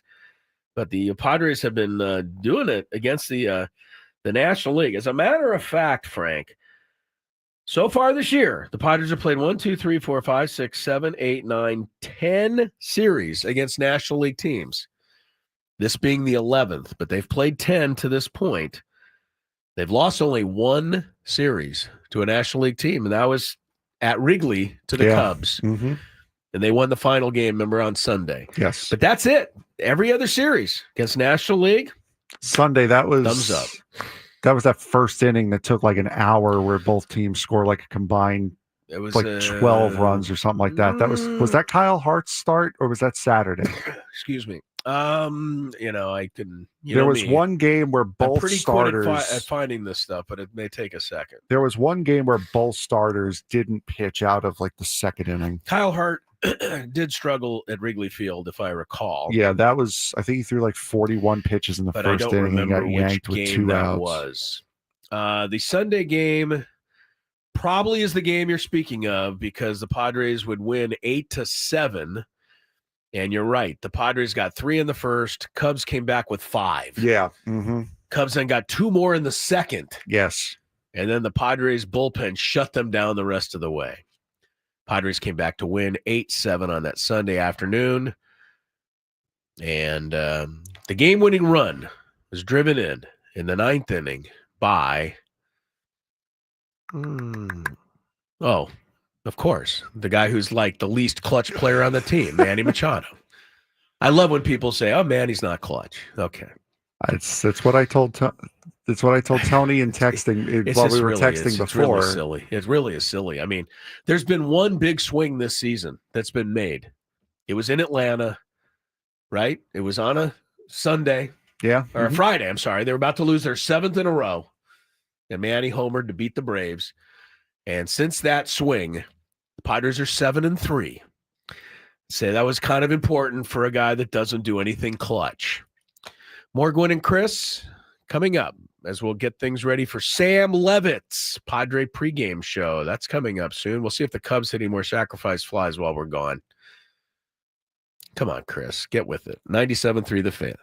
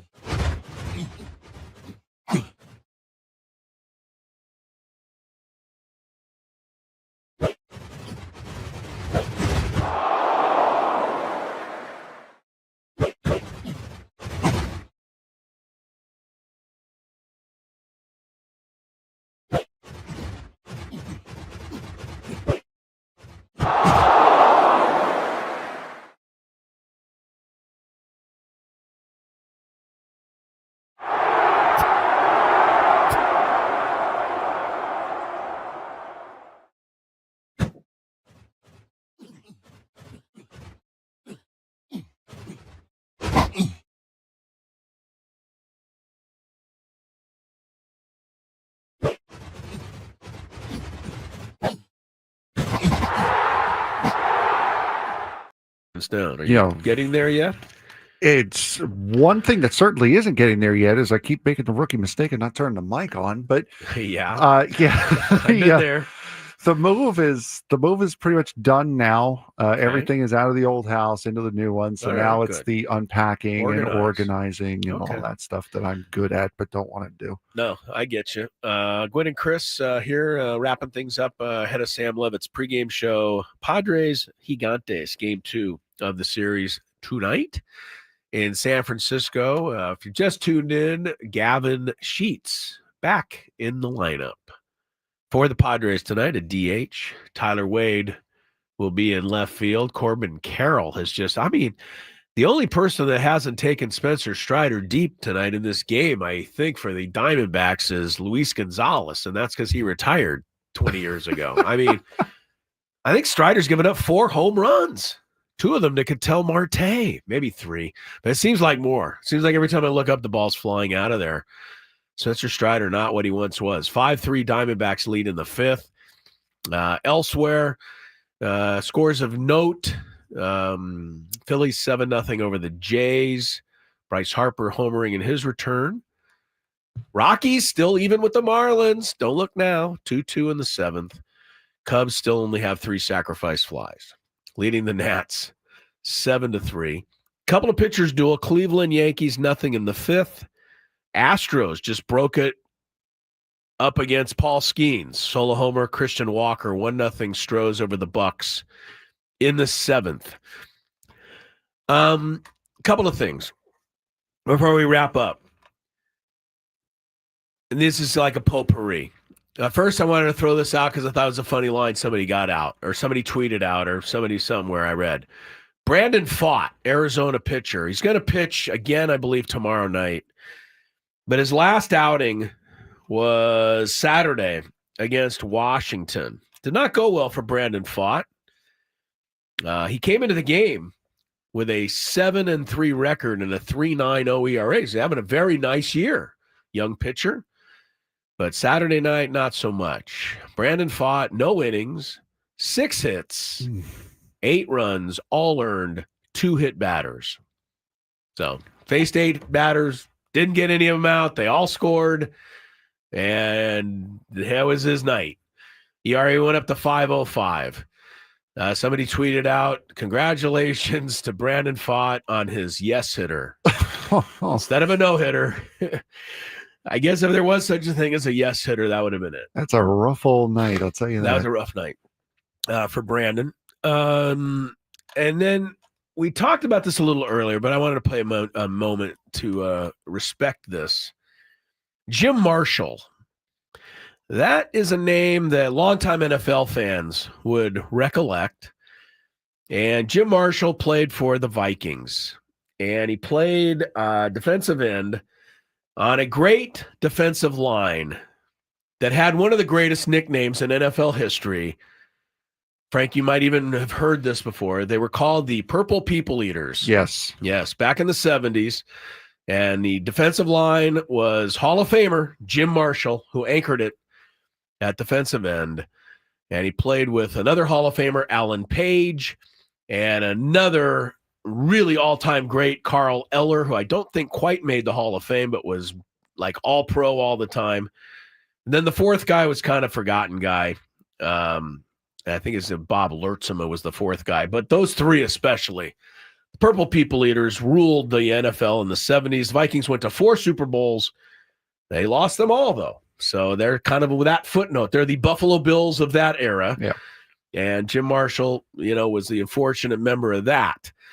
Jim Marshall died today at the age of 87. Long hospitalization, according to the team.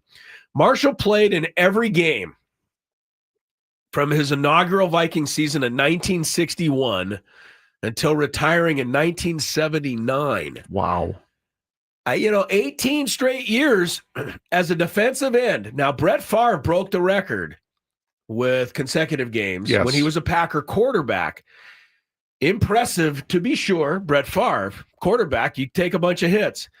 But understand that Jim Marshall lined up and banged heads with everybody on every single play for 18 years. Especially in that era, too. And in that era where there were no rules, you could tear a guy's head off, and you could tear his head off. But Jim Marshall's an all-timer, and he still holds the career record for most recovered fumbles with 29. Now, that's an insignificant statistic. To some, maybe. Except if you're Jim Marshall. Why? Because Jim Marshall probably wishes he only had 28 fumble recoveries. And the reason for that is Jim Marshall is, unfortunately, for all his greatness, Hall of Fame, all-time record, most games played, by all accounts, terrific guy, one of the stand-up guys. He's only remembered for this play that I believe happened in a regular season game against San Francisco in 1965. Does it say there, Frank? It doesn't say the year. Okay. No. Play the clip, and the longtime football fans will never have heard this before and will never forget it.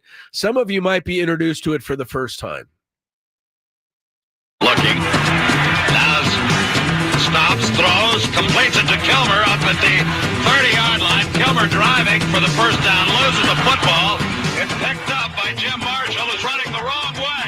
Marshall is running the wrong way, and he's running it into the end zone the wrong way. Thinks he scored a touchdown. He had scored a safety. His teammates were running along the far side of the field, Russ, trying to tell him to go back. Jim Marshall is famous for the wrong way run. And if you've ever seen the clip, it is pretty funny, Frank. Yes. I don't know how many times you've ever seen it. If today might have been the first. No, I've seen it But before. when he gets to the end zone, he is so joyful. Yep. He throws the ball up in the air. Yep. He's raising both arms. He feels he scored a touchdown. And he finally figures out that he messed up when some lineman running the other way for the 49ers goes over and taps him on the back and says, "Nice going, pal." Thanks, bud. Appreciate Thanks, bud. you. You just got 2 points for us. It's the only time it's ever happened that I know of in NFL history where guys gone all the way to the end zone running the wrong way. Oh yeah, there have been plenty of guys that have run the wrong A little way, bit, but nobody's ever made it No. the distance, but Jim Marshall did. Again, I think it was 1965. If you want to see the clip, if you didn't happen to be watching on YouTube there, obviously Jim Marshall wrong way run, you'll find it on YouTube. It's worth a laugh, to be sure.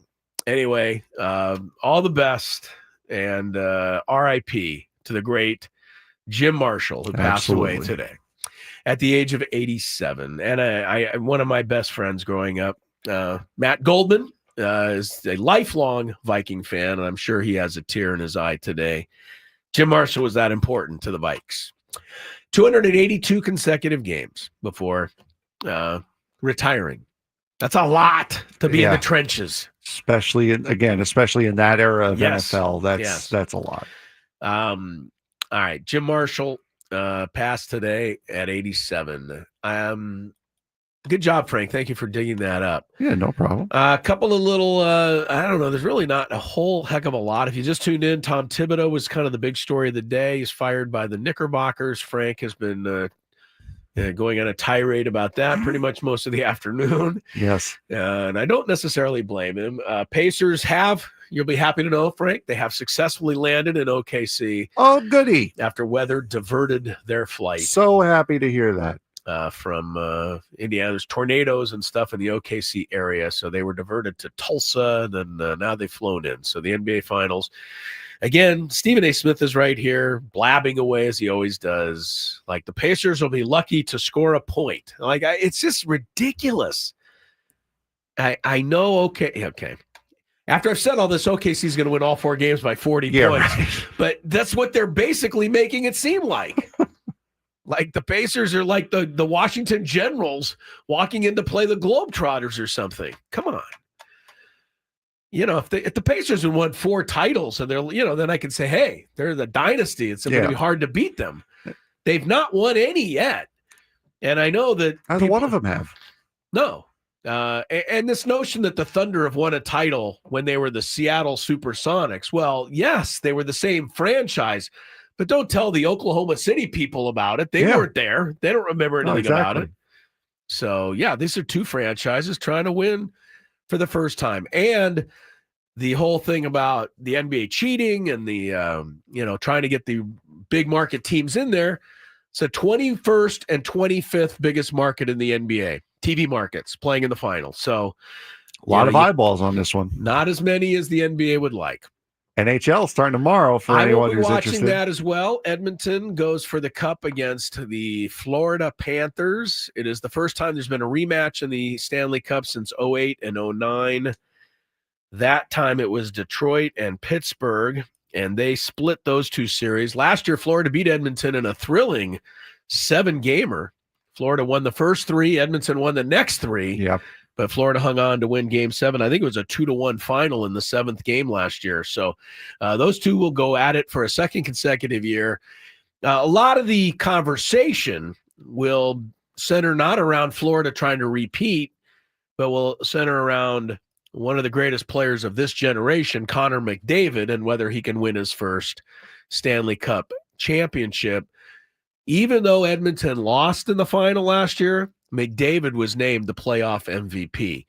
And I, probably in the minority, but I like the way the NHL does it. Yes. In the NHL, the player, they call it the Conn Smythe Trophy. They have names for all their trophies in the NHL, which I kind of like as well. Named after former players. Named after players and, executives and coaches and people like that, but Conn Smythe. So the Conn Smythe Trophy goes to the playoff MVP, but it includes all the playoffs. Not just the 7 games in the finals. I kind of like that. I love that. Yes. For instance, the NBA Finals MVP will not begin to be determined until the tip-off of Game 1. Yeah. Nothing that's happened prior to this will count toward winning the playoff MVP. And some years that can be kind of misleading, I think. You should be recognized for all your work. You have to get the team to the finals before you can win the finals. No, absolutely. And I think we'll see how that goes. But the NHL is the only sport that I know of does that, where you're you're the playoff MVP the whole playoff. And they ruled Connor McDavid was the best player in the playoffs last year, even though his team came up short. Like baseball has the MVP for each round. Right. And then, World Series MVP playoff. is World Series. It doesn't matter what you did in the first couple of rounds. Anyway, just one of my opinions. Frank tends to agree with me. I do agree with you. I like that, Frank. That doesn't happen often enough on this show.